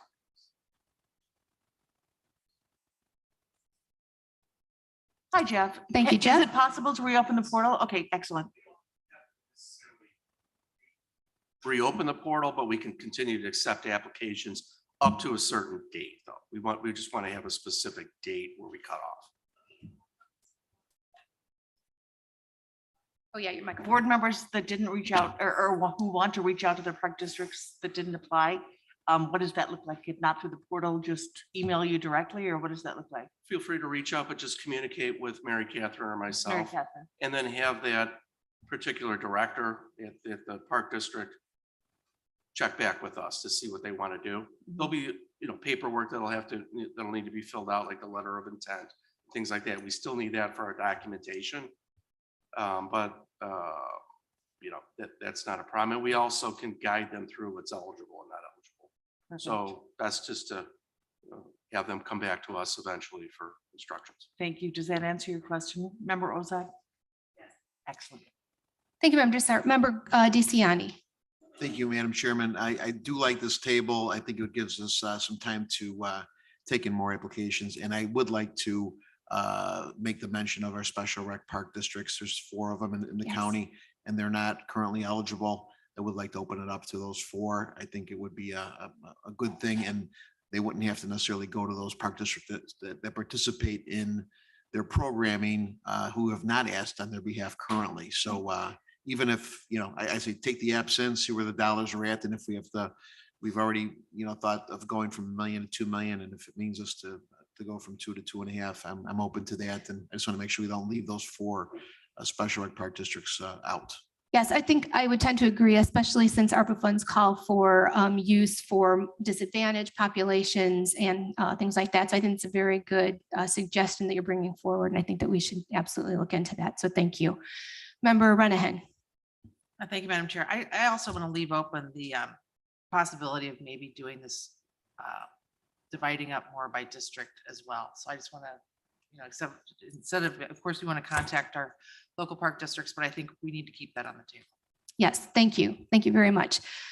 Okay, any other Member Krajewski? I raised that earlier today, but maybe we should have a discussion. We need to decide here as a board. Are we going to do it based on a dollar amount to townships like we did last time, or per person population for park districts, fire protection districts? So it's equal, or are we going to just open it up like we have? I mean, I think we got to make that decision as a board, how we're going to do it. And it's either going to be, we're accepting applications and we're going to score them. Originally it was going to score them and we're going to give the top scores the money. So if we did 3 million for the townships and the staff scored Bloomingdale as the best project, they would get all 3 million. Unless we open up the cap. Or are we going to do it based on, like we did for CARES, a certain dollar amount, each township got $250,000. Each village got it based on their DuPage residents. But we need to decide that issue first. We sort of decided we were going to just take a portal and have staff score it. And you got extra points if the municipality participated in the project too, or you had other participants. So the first step I think we need to do is decide how we're going to do it. And then once we do that, then we can consider the staff scoring and stuff. Because if it's great, if staff doesn't have to spend all the time. The reason we did the $2 million was because staff is going to have to start scoring the park district ones, spend an awful lot of time to come to us and say, here's the top ones of the $1 million you allocated. The other ones don't get anything. And then if we decide to raise it to 2 million, it's like we spent a lot of staff time scoring these things. So we need to set, first thing I think is how we're going to do it. Is it by population, set dollar amount per township, or is it based on the project score? I mean, staff would love it. They don't have to score all these and they got more money than is allocated. So somebody's not going to be happy when they don't get the higher score, and we're going to say, well, and it's easier for staff if it's just per person. So I think that's the first decision we have to have a conversation on, how we're going to do it. Then we can decide how much money we're going to put into it, and then the staff scoring will come into play because whoever scores the best gets up to the allocation. Member Zay? Well, I mean, that's all good, but we have no idea who's sent what in and per district right now. I mean, we're just kind of flying by the seat of our pants. So I think this discussion right now, it's just table it for 2 weeks and we can have those discussions with staff and get a breakdown of what park districts have asked and, and see what happens. I mean, we've kind of opened that door already. So how do we go back after we've already said we're going to score them? So I think that's right now it's a table it, and that's something we can talk about in the next 3 weeks, actually to the 14th. Yeah, and then that would have staff have time to get us a memo to let us know what park districts have applied, what dollar amounts they're asking for, and then we can, yes, and then we could make, right, and we can make a better, well-informed decision. Okay, so any further discussion on this item to table till June 14th? Okay, all those in favor? Any opposed? Okay, the motion carries.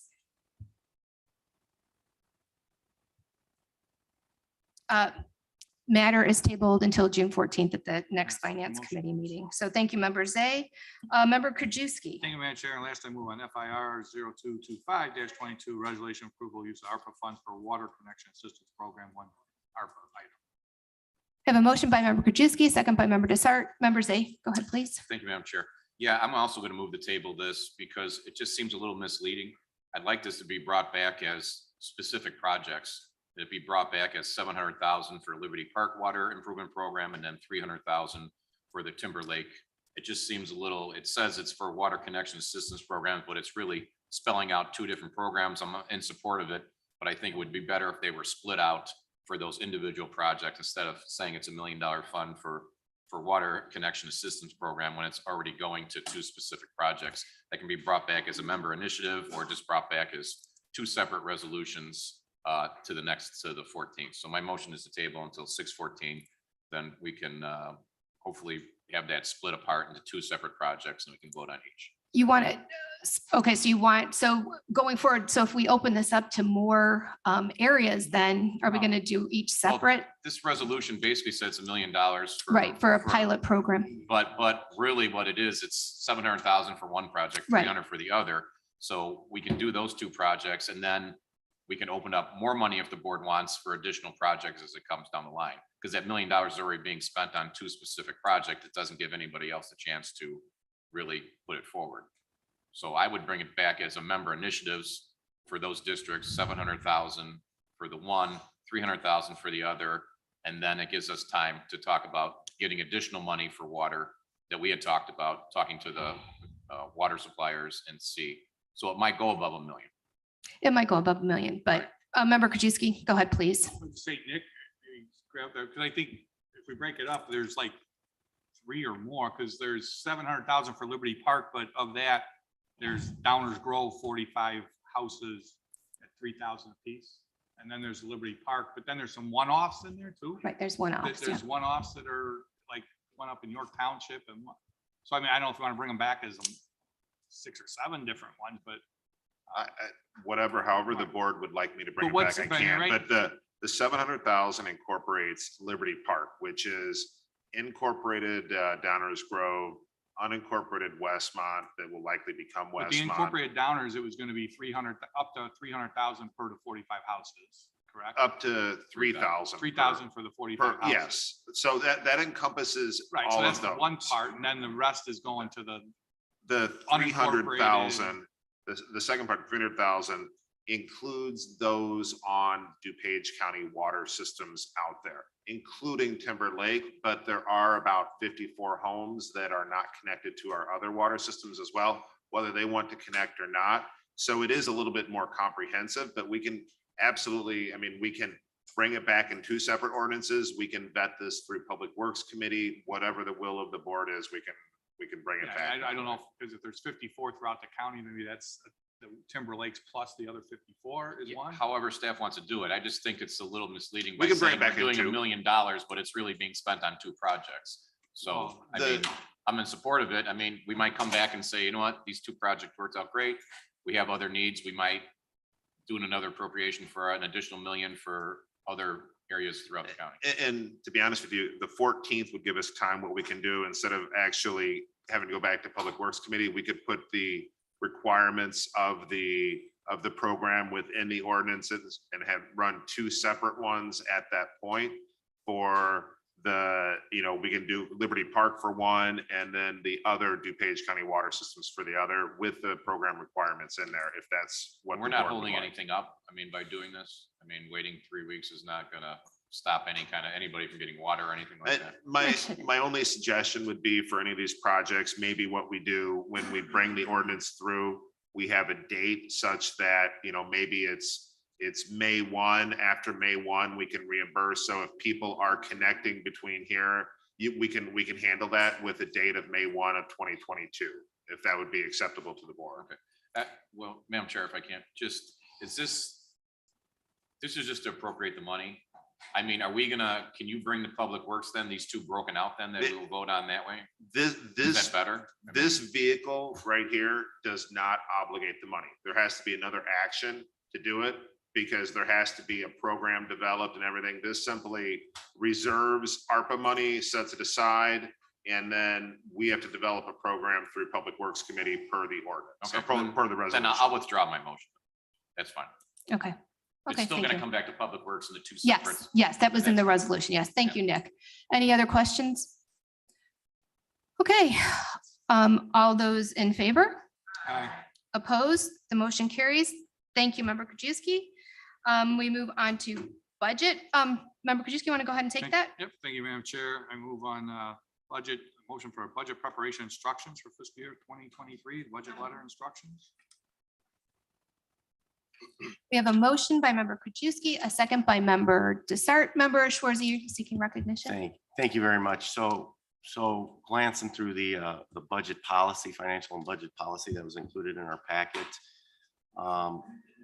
Going back to the big issue we've been chatting about for the last couple meetings, would it benefit to have some language in this financial and budget policy that may provide some checks and balances so the issue that happened with this cannabis doesn't happen again? Why we're gonna, I mean, since we're voting on this in particular item, maybe that's a staff question. I don't know.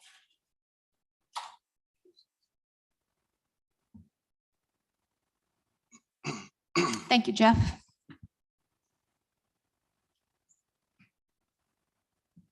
We are open to any suggestions that, that the finance committee wants to enhance our financial policies. I know you mentioned related to the cannabis issue.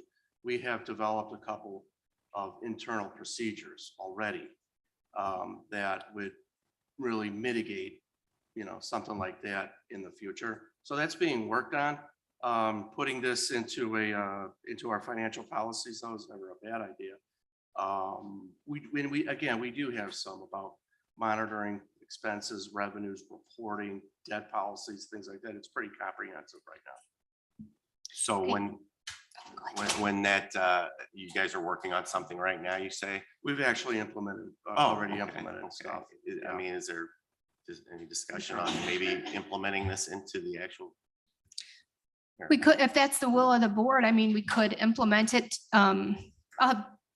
Some other board members have some questions, but we can discuss that, going forward. Member Ozak, then Member Renahan. Member Ozak, go ahead, please. Thank you. I think that is something I, as a board member, would really like to see. What is going on internally in terms of mitigating what happened in this situation? Because we are all human. We certainly have dealt with COVID, et cetera. And in no way do I want to denigrate our staff, but I think there are internal controls that can be added. And that's what I plan to say during our, at the end of this meeting under old business. But if there have already been internal controls, I would really appreciate it if those are shared. No matter how insignificant they may seem, whatever you're doing, I would like to know in more detail what we're doing. Yeah, we can to absolutely mitigate. share those. I would really appreciate Their that. emotion, I can tell you that. I'm sorry. Yeah, and They're- yeah. that is exactly what I want to hear today. So I really appreciate that. And I'd appreciate knowing exactly what's going on. Thank you. Absolutely. Thank you. Thank you, Jeff. Member Renahan, go ahead, please. Thank you, Madam Chair. And thank you, Jeff, and thank you, Member Schwarzy, for bringing that up. I mean, I actually took the opportunity during this, in this conversations, because there was a lot of conversation about protocols of what goes on at the clerk's office. So I was curious as to what our protocols are. So I took a lot of time. I looked through last year, the year before, looking at our budget calendar, looking at our budget development rules, looking at our DuPage fiscal and budget policies, looking at the budget plan. And, ironically, these are things that we're supposed to be reading through our packet today. And I think if we all read these things, it will be very clear that there are a lot of stopgaps on how this, should or should not have happened, right? And there, on page 4 of budget development, it talks about we really have to have an eye to particular ordinance and legislation changes impacting or potentially impacting budgets. Page 10 of fiscal and budgetary policies of revenue taxation. Again, we need to take a look at new fees and charges. I mean, time and time again, if we read through these documents, there are stopgaps here, and there are things for our executive and our finance departments to be catching this. So, I agree that human error is human error, and we were certainly going through a lot at the time. I mean, I'm not trying to point fingers. I'm just saying that there are a tremendous amount of stopgaps here, and I appreciate that we have them, because I feel like we were remiss if we did not. But I think it's very informative for our county board to know about that these things do exist. If I could. Yes, quick, please, go ahead. You Please make go a ahead. great point. And this is a countywide policy. We put this in our budget document. So one of the things, we're going to kick off the budget tomorrow. I'm going to make some statements to all of our staff, including the elected departments, about reading these documents and understanding and knowing, amortizing your expenses, not just coming up with a plus or a minus when you want to budget for a line item. So I'm going to reiterate a lot of that tomorrow. But these are developed for the benefit of the entire county and to guide finance. So that's a great point. Thank you. Thank you very much. Any further discussion on this item? Oh, I'm sorry, Member Rutledge, go ahead, please. Thank you, Chair Chaplin. I just want to say thank you to Member Schwarzy and Renahan and Ozog about these comments, because this kind of error, I'll call it, should not begin and end with pointing fingers at our clerk. We need to look at much more about what happened here than just that. I understand she says that she sent the documents to the state. Again, it cannot end with just pointing the finger at that one error. There are many things that we need to look at past that. So thank you for your comments, everybody. Thank you, Member Rutledge. Any other discussion on this item? Okay, all those in favor? Opposed? Okay, the motion carries. Member Krajewski? Thank you, Madam Chair. Move on FIR 0223-22 resolution for the fiscal 2023 budget calendar. Motion by Member Krajewski, second by Member Desart. Any discussion? All those in favor? Aye. Opposed? The motion carries. Member Desart, or Member Krajewski. Thank you, Madam Chair. Move on FIR 0224-22 resolution fiscal year 2023 financial and budget policies. Motion by Member Krajewski, second by Member Desart. Any discussion? All those in favor? Aye. Yes, Member Desart. I wonder if we could, if finance can set up a committee to go over this, much like we did the rules, because there's a lot in here that I think could be tweaked. So I would just recommend in the future that we maybe set up an ad hoc. You want to set up a committee. subcommittee of Just an finance ad to hoc go over committee. the Yeah, to go over the this. budget policies? I think we could do that. Do you want to bring forward some board members' names that you'd like to serve on that subcommittee, and we can? I will, yes. Yeah, I don't know, just, is anybody else interested in tweaking this document? Have you read this Anybody document? interested in reviewing the financial budget I mean, I policies? am. I think there are items in there that could certainly be updated. But if I'm the only one, then Anybody else? I guess we won't do it. Okay, I guess there's no. Jim Zay would help. Mary Ozag would be on the committee. Would Member Brennahan be on the committee? I don't know. Jeff gave us the go-ahead. Jim Zay and I will be a committee of two, and we'll work with Jeff. Thank you. Okay, thank you. Any other discussion on this matter? All those in favor? Opposed? The motion carries. Thank you. Member Krajewski, we move on to informational. Thank you, Madam Chair. I move to receive and place on file A, payment of claims, B, wire transfers, C, appointments, D, grant proposal notifications. We have a motion by Member Krajewski, a second by Member Desart to receive and place on file items A, B, C, D under informational. Any discussion? All those in favor? Opposed? The motion carries. Thank you, Member Krajewski. We move on to our discussion, our consideration of cannabis sales in unincorporated DuPage County. So do we have anybody from the health department here today? Okay. Oh, hi, Karen. You can come on up. Yes. You know, I know we're trying to do this and it doesn't seem like we're giving it enough attention. I mean, I would like to see us, after some discussion today, maybe do the process that Naperville did. They had a public hearing on this. They had open discussion so people could come in and talk about it. I mean, trying to wedge this in a finance meeting, I think doesn't give it the attention that it needs. So possibly after we hear, I know they've been sitting here for the last two meetings and not been able to speak, but maybe after this, we can talk about possibly doing a special meeting or a public hearing on the cannabis. If that's the purview of the chairman. Yeah,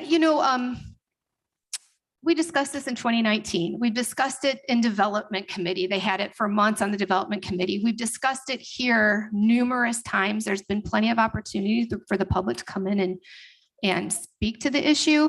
I mean, if it's the will of this board to have another public hearing, we have, we're the only Collier County that is not selling, does not allow recreational sales of marijuana in unincorporated areas. The state has legalized it. We have many communities in our county that have now legalized it. I mean, it's kind of been tested. We've kind of seen, the results.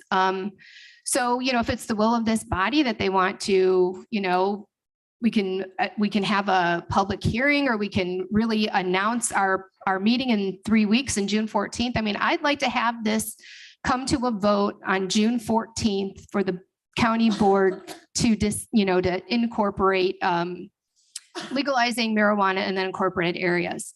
So, we can advertise for the next 3 weeks, get people in, we're doing our due diligence, we're bringing our health department in, we're bringing our sheriff in, our state's attorney couldn't make it, but, if it's the will of this board that you want to continue to, discuss it, I mean, we can talk about this for 5 years, but I mean, it's the same thing. So what's the will of this committee? Do you want to?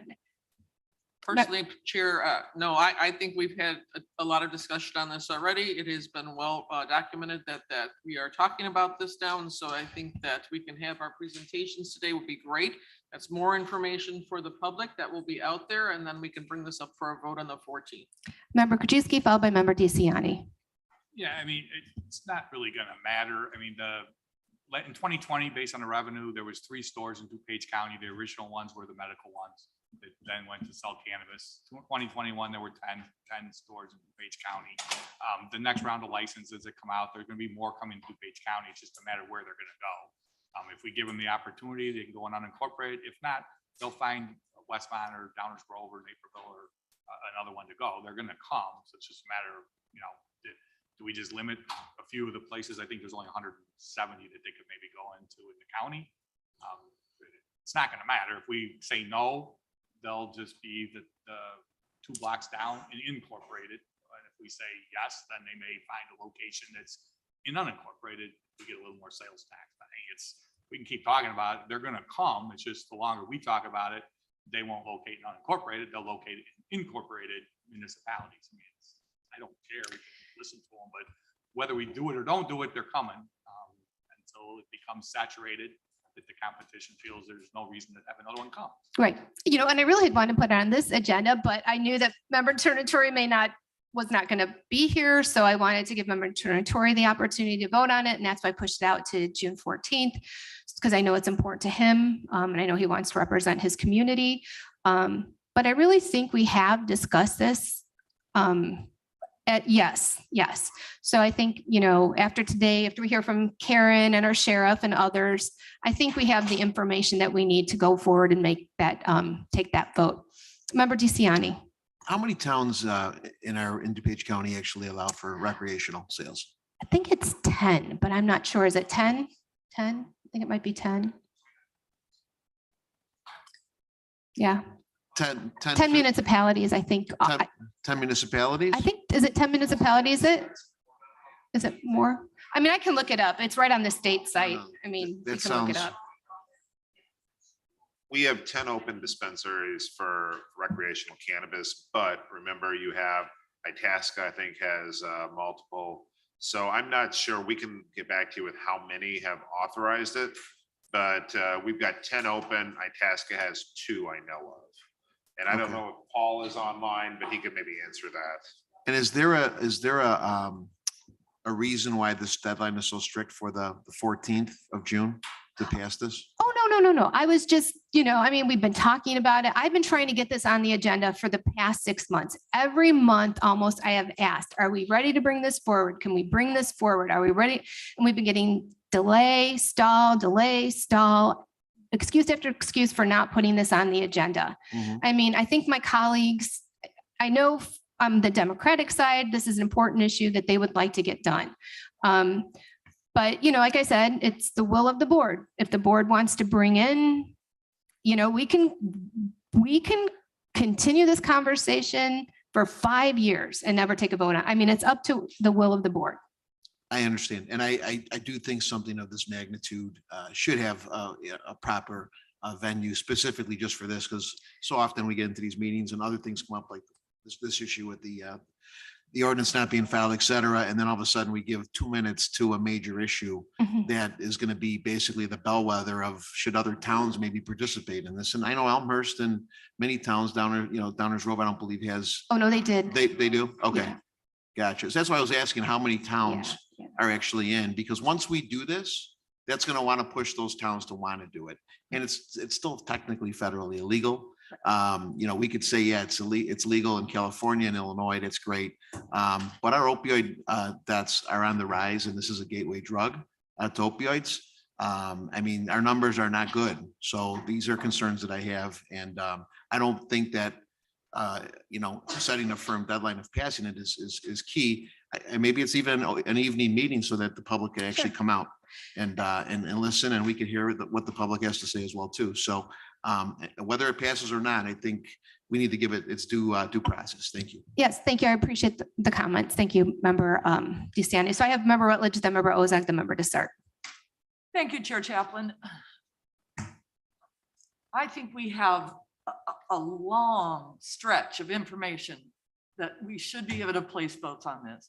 I'm dismayed at some of the comments by people who are saying that if we allow this in the unincorporated areas, it's going to hurt the businesses that are already in the incorporated areas. And I'm going to suggest what happened to capitalism for those folks. Every business should have an opportunity to open and to be, you know, able to engage in what is a legal substance in our state. And the other thing I want to add is that I've talked to a couple of these dispensaries, and their market are people over 50. That is the predominance of the customers that come into these facilities. So I'm going to suggest to my board members that you are impinging on the right of those people to use a legal substance for whatever reason they should want to use it. And in a lot of cases, that is a medical issue, that they are using that substance to alleviate pains and infirmities that there are maybe medical answers for with tons of side effects. So it is time to vote on this issue. So please put that on the agenda. Okay, thank you, Member Rutledge. Member Ozak. Thank you. And thank you, Member Rutledge. I agree 100%. First of all, using words like gateway, it is a legal substance. It's as legal as nicotine or liquor. And the other issue too that Member Rutledge talked about is who's using. And I can speak for my own medical practice. One doctor absolutely will not issue medical cards, another will. And so there's also issues with proof of the medical use, et cetera. So there is a definite medical component here that people who are using that, and there is no way that this is a gateway drug in those conditions. So I think taking out some of that kind of language is probably a really good idea. But it's not going to change the fact that this is legal, and market demand is going to drive this because, first of all, they have to get the licenses. I believe I read something today about the state licenses and who's getting them, et cetera. So this is not going to happen overnight. And if there are certain restrictions that we may want to use, we can do that through our development committee. But I agree completely that we should go forward on June 14th and get this over with. Thank you, Member Ozak. Member Renahan, and I'm sorry, Member Desart, then Member Renahan. You keep forgetting me. Thank you. I just want to suggest that, you know, we're still in the middle of a pandemic. Our COVID numbers are going up.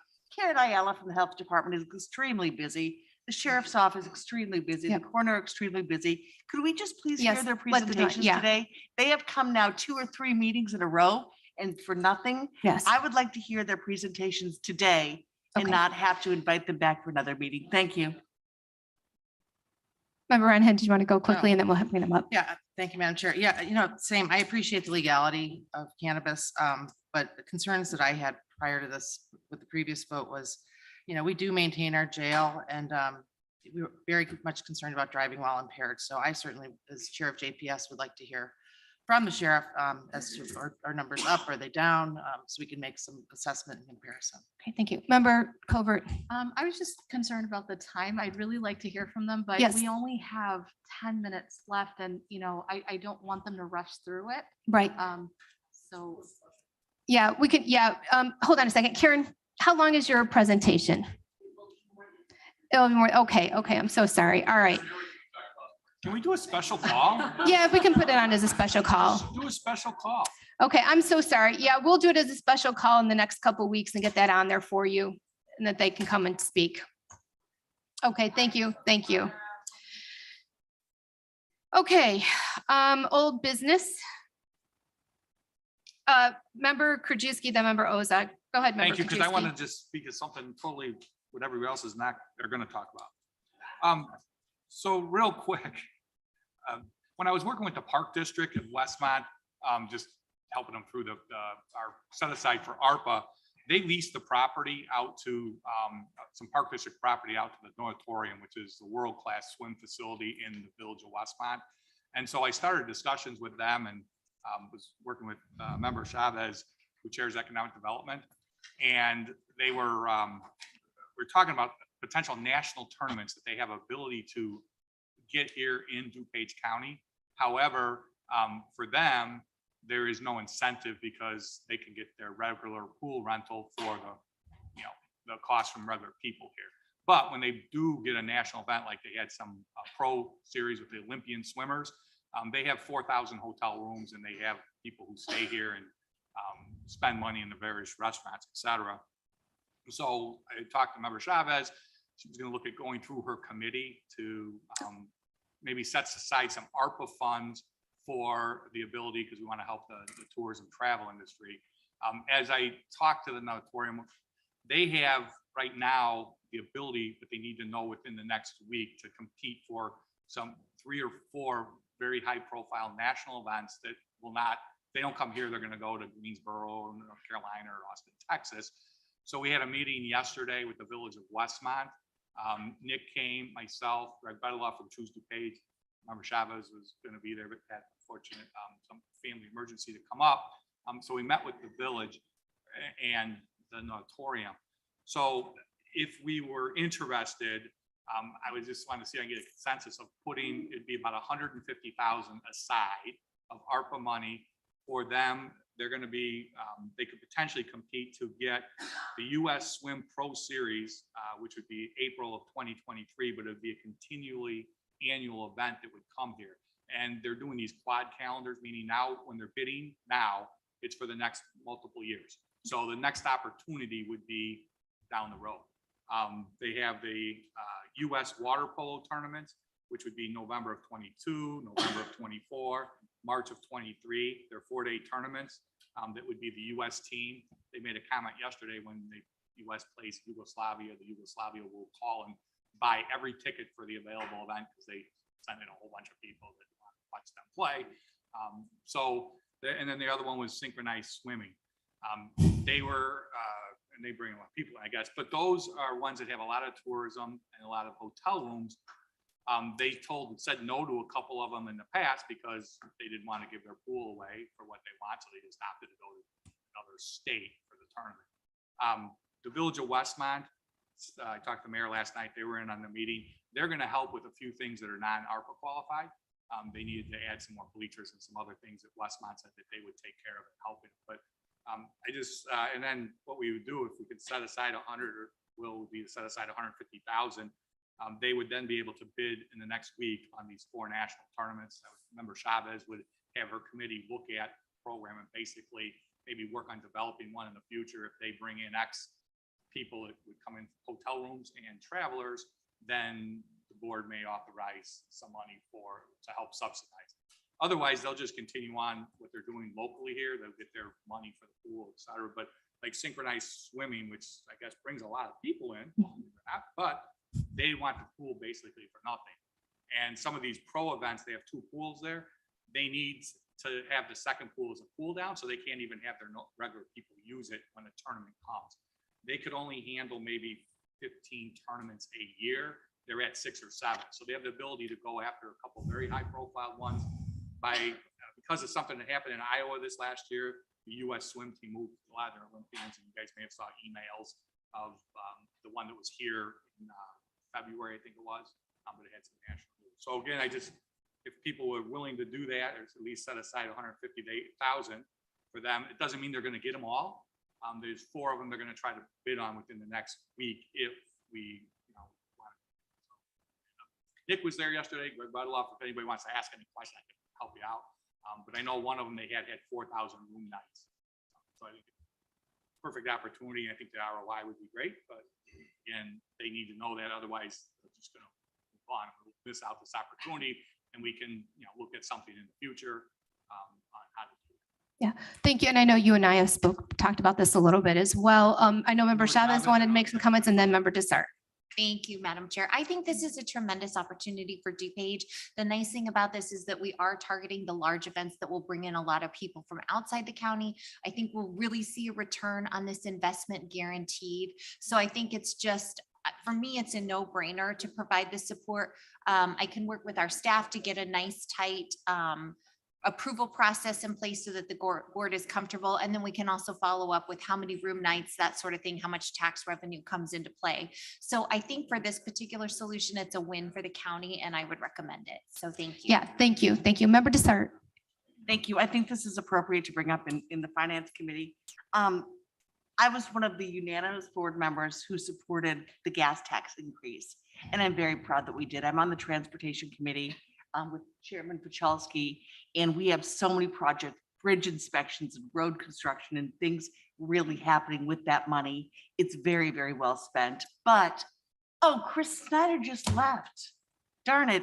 Well, I was wondering if staff could put together what it would look like to maybe suspend the gas tax for like 6 months. I mean, just driving in this morning, gas now is over $5 a gallon.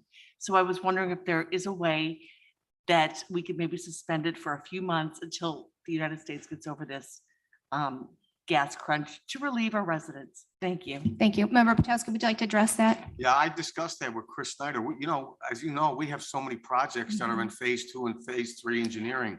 So I would think what we'd be doing is be shutting down these projects. And when we were committed to doing these building projects, and I think we were very aggressive in getting them done. So I will have staff respond, but I just know with all of the phase 1, 2, and 3 engineering that we are at, they would come to a halt. But I would say it's something we could look at, but it would be very difficult due to the aggressive building schedule that we have done in transportation intentionally. So as you know, being on there. Exactly. And we have some of those bridges that we want to repair that really need, those are safety issues in the county. We really need to have those And, and addressed. thank you, So Chairman Pachalski, but I just thought it was an idea worth. it's a good exploring. idea. Thank you for asking. Just a show of hands though for consensus. Yes, can we get consensus on the water for the money for the questions or? I had a question. Oh, questions. Okay, go ahead, member, run ahead. Then we gotta wrap up because We have a second, yeah. I mean, I love our natatorium, right? I mean, it's amazing. Yes. But we just gave a tremendous amount of money to our, to Beth Marquetti and, for tourism. I mean, can she not front that 150,000? So that hasn't come before the board yet. We're still waiting on her final proposal.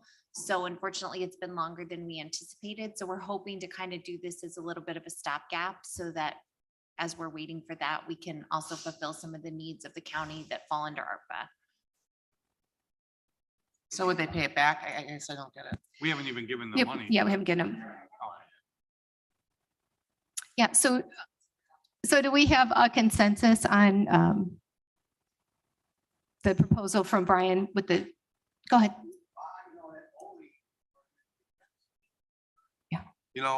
We have that bowling associations, and I think it's been 6 weeks, and it's packed. So, I think it really is smart to invest because we're getting non-DuPage dollars in DuPage.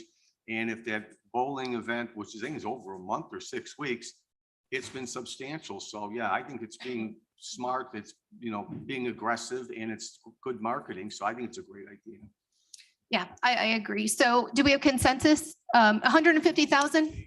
That was the dollar amount? For Yeah, what, for the yeah, Westmont swim? 150,000.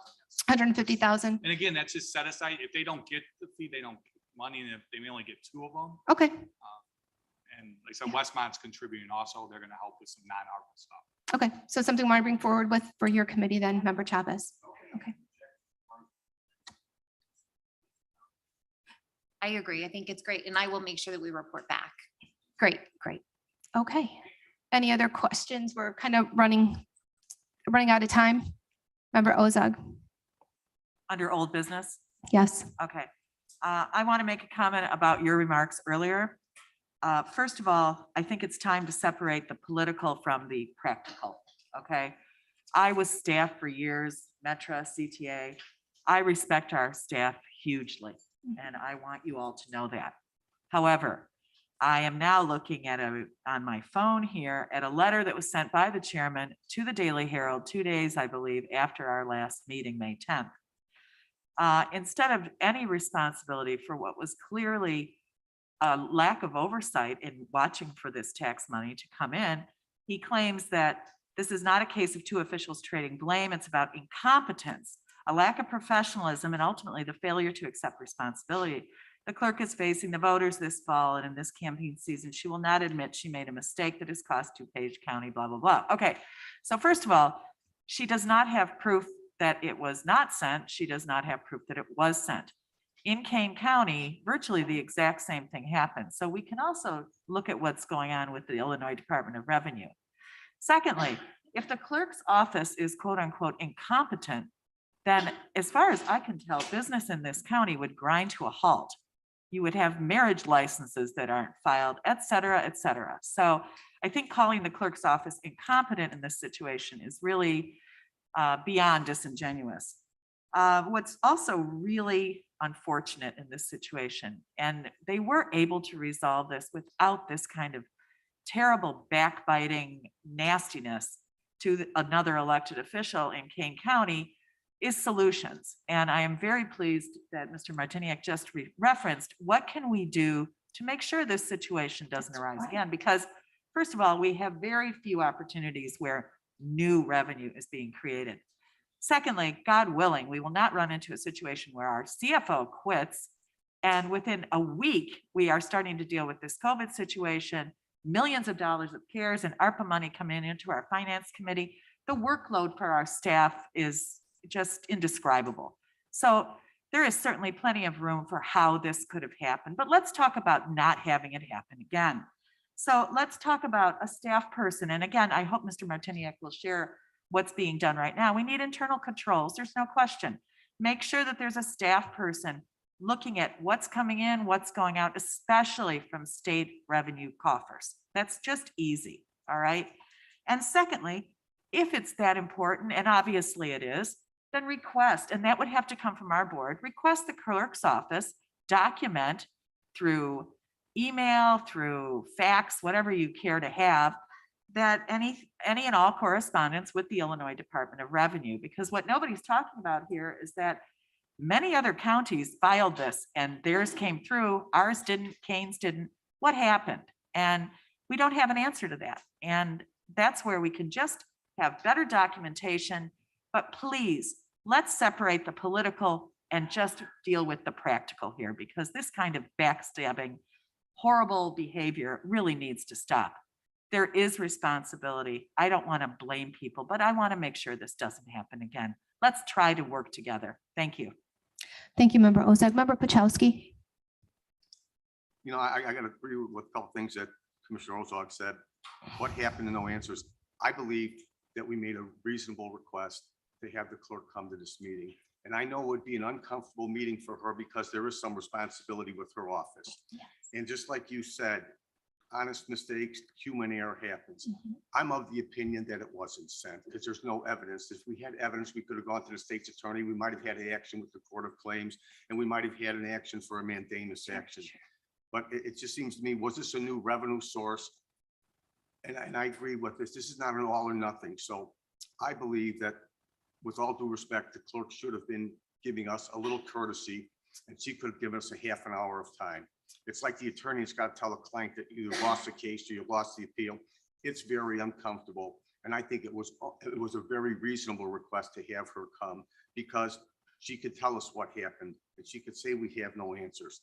I'm of the opinion that she was to certify and send, and if there was a problem, and then have her explain it. But at least I think we were worthy of an appearance and worthy of her giving us a few minutes of her time to ask this. It's a reasonable request. It's not a Republican or Democrat request.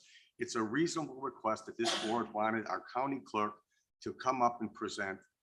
Everybody's entitled to their opinion. And, again, we got to make, this will never happen again because we need checks and balances, but it's not an all or nothing. So you're either going to say it's all finance, it's all this sorts of, there's plenty of blame to begin. And I'm just telling you, I think the clerk, with all due respect, should have given this board a little consideration and given us a few minutes of her time, even though it would have been uncomfortable. That's part of being in politics. Thank you. Thank you, Member Potowski. I appreciate your comments. Thank you. Member Covert, then Member Krajewski. Member Covert. Thank you, Madam Chair. I was just going to say that, I'm all about, I would just like to know, I'm all about transparency. I just want to know the facts. I want to know the procedure. I just want somebody to clearly lay it out. Whose job was it? What's the process? Once an ordinance is signed, where does it go? And what happened? For me to objectively evaluate. I don't take sides. I look at, I just look at the facts. So I think that would be helpful for the public and for the board, and to maybe have just like a concise overview of what the procedure is and how, whose job is whose. So right. that would be And helpful. that's exactly right. And I think we need to find out our procedures on both ends. Member Covert, we need to find out what we're doing, what the clerk's office procedures are, and we need to find out what our procedures are.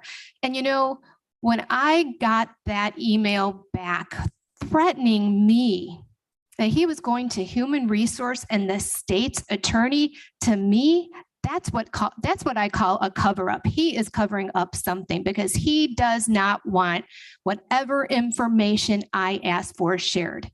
I'm not saying it's our staff. I'm saying it is the chairman who doesn't want to release that information. And you know what? After today's meeting, I'm FOIA-ing for that information because we need to get to the bottom of what happened here. Member Krajewski. Thank you, Madam Chair. With regards to, we need to move on and figure out just how to. That's right. To fix this.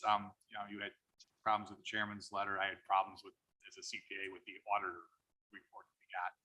But regardless, it was the clerk's job to get it to Springfield. Mhm. That didn't happen. Should our staff have caught it earlier? Absolutely. Had I been given numbers instead of September when I saw the number, if I was given numbers in March, I would have raised the issue. And I think this is more, not just this issue, but I think we need to figure out how to fix it. But I think it's a campus-wide problem. Saw it with the ERP system when the people who were originally here put it in and started using it, but then they left, and the people that came in, nobody knew how to use it, and therefore it wasn't being used. When I took over as chairman at Animal Services, actually formed a committee to oversee it. They had no written procedures over there. They were, well, this is how we kind of used to do it. And Laura, the new person that came in and kind of administrating it, she put written procedures in place. So like our auditor would go down to the clerk needs to have written procedures.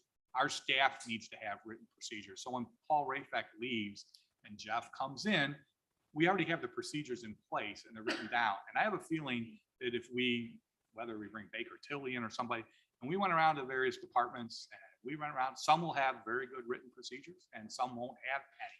And it's, well, this is kind of how we do it. When that person leaves, the next person gets in, doesn't know, and they have to look and they try to figure it out. And then they may not know what to do. And so it doesn't get done. So, it's a bigger issue that I think finance maybe should have. At least we can control what's under this, the county board, but even the elected officials, if we have to give them some money to have an outside firm come in, check out your policy and procedures, because you want to make sure when the person leaves the job, the next one that comes in, they're adequately trained. We found that in the ERP system, right? Lack of training from our consultant that came in. We don't have the training, and the staff really wants to learn. They want to know how to do it, but if they don't get trained to do it, they don't know how to do it. So making sure we have written procedures. If a new clerk comes in, they can, maybe when the last clerk got in, maybe there was no written procedures there. So they're just coming in and trying to figure out how it was done before. But We need to make sure we have the procedures in place. That will catch a lot of mistakes. That's right. That's right. We need to understand our internal processes. That is what we need to do. And that is all I'm trying to do. I'm trying to figure out where we went wrong. The clerk's office needs to figure out what happened with them. It's our responsibility to figure out why it took us so long and to make sure that it doesn't happen again.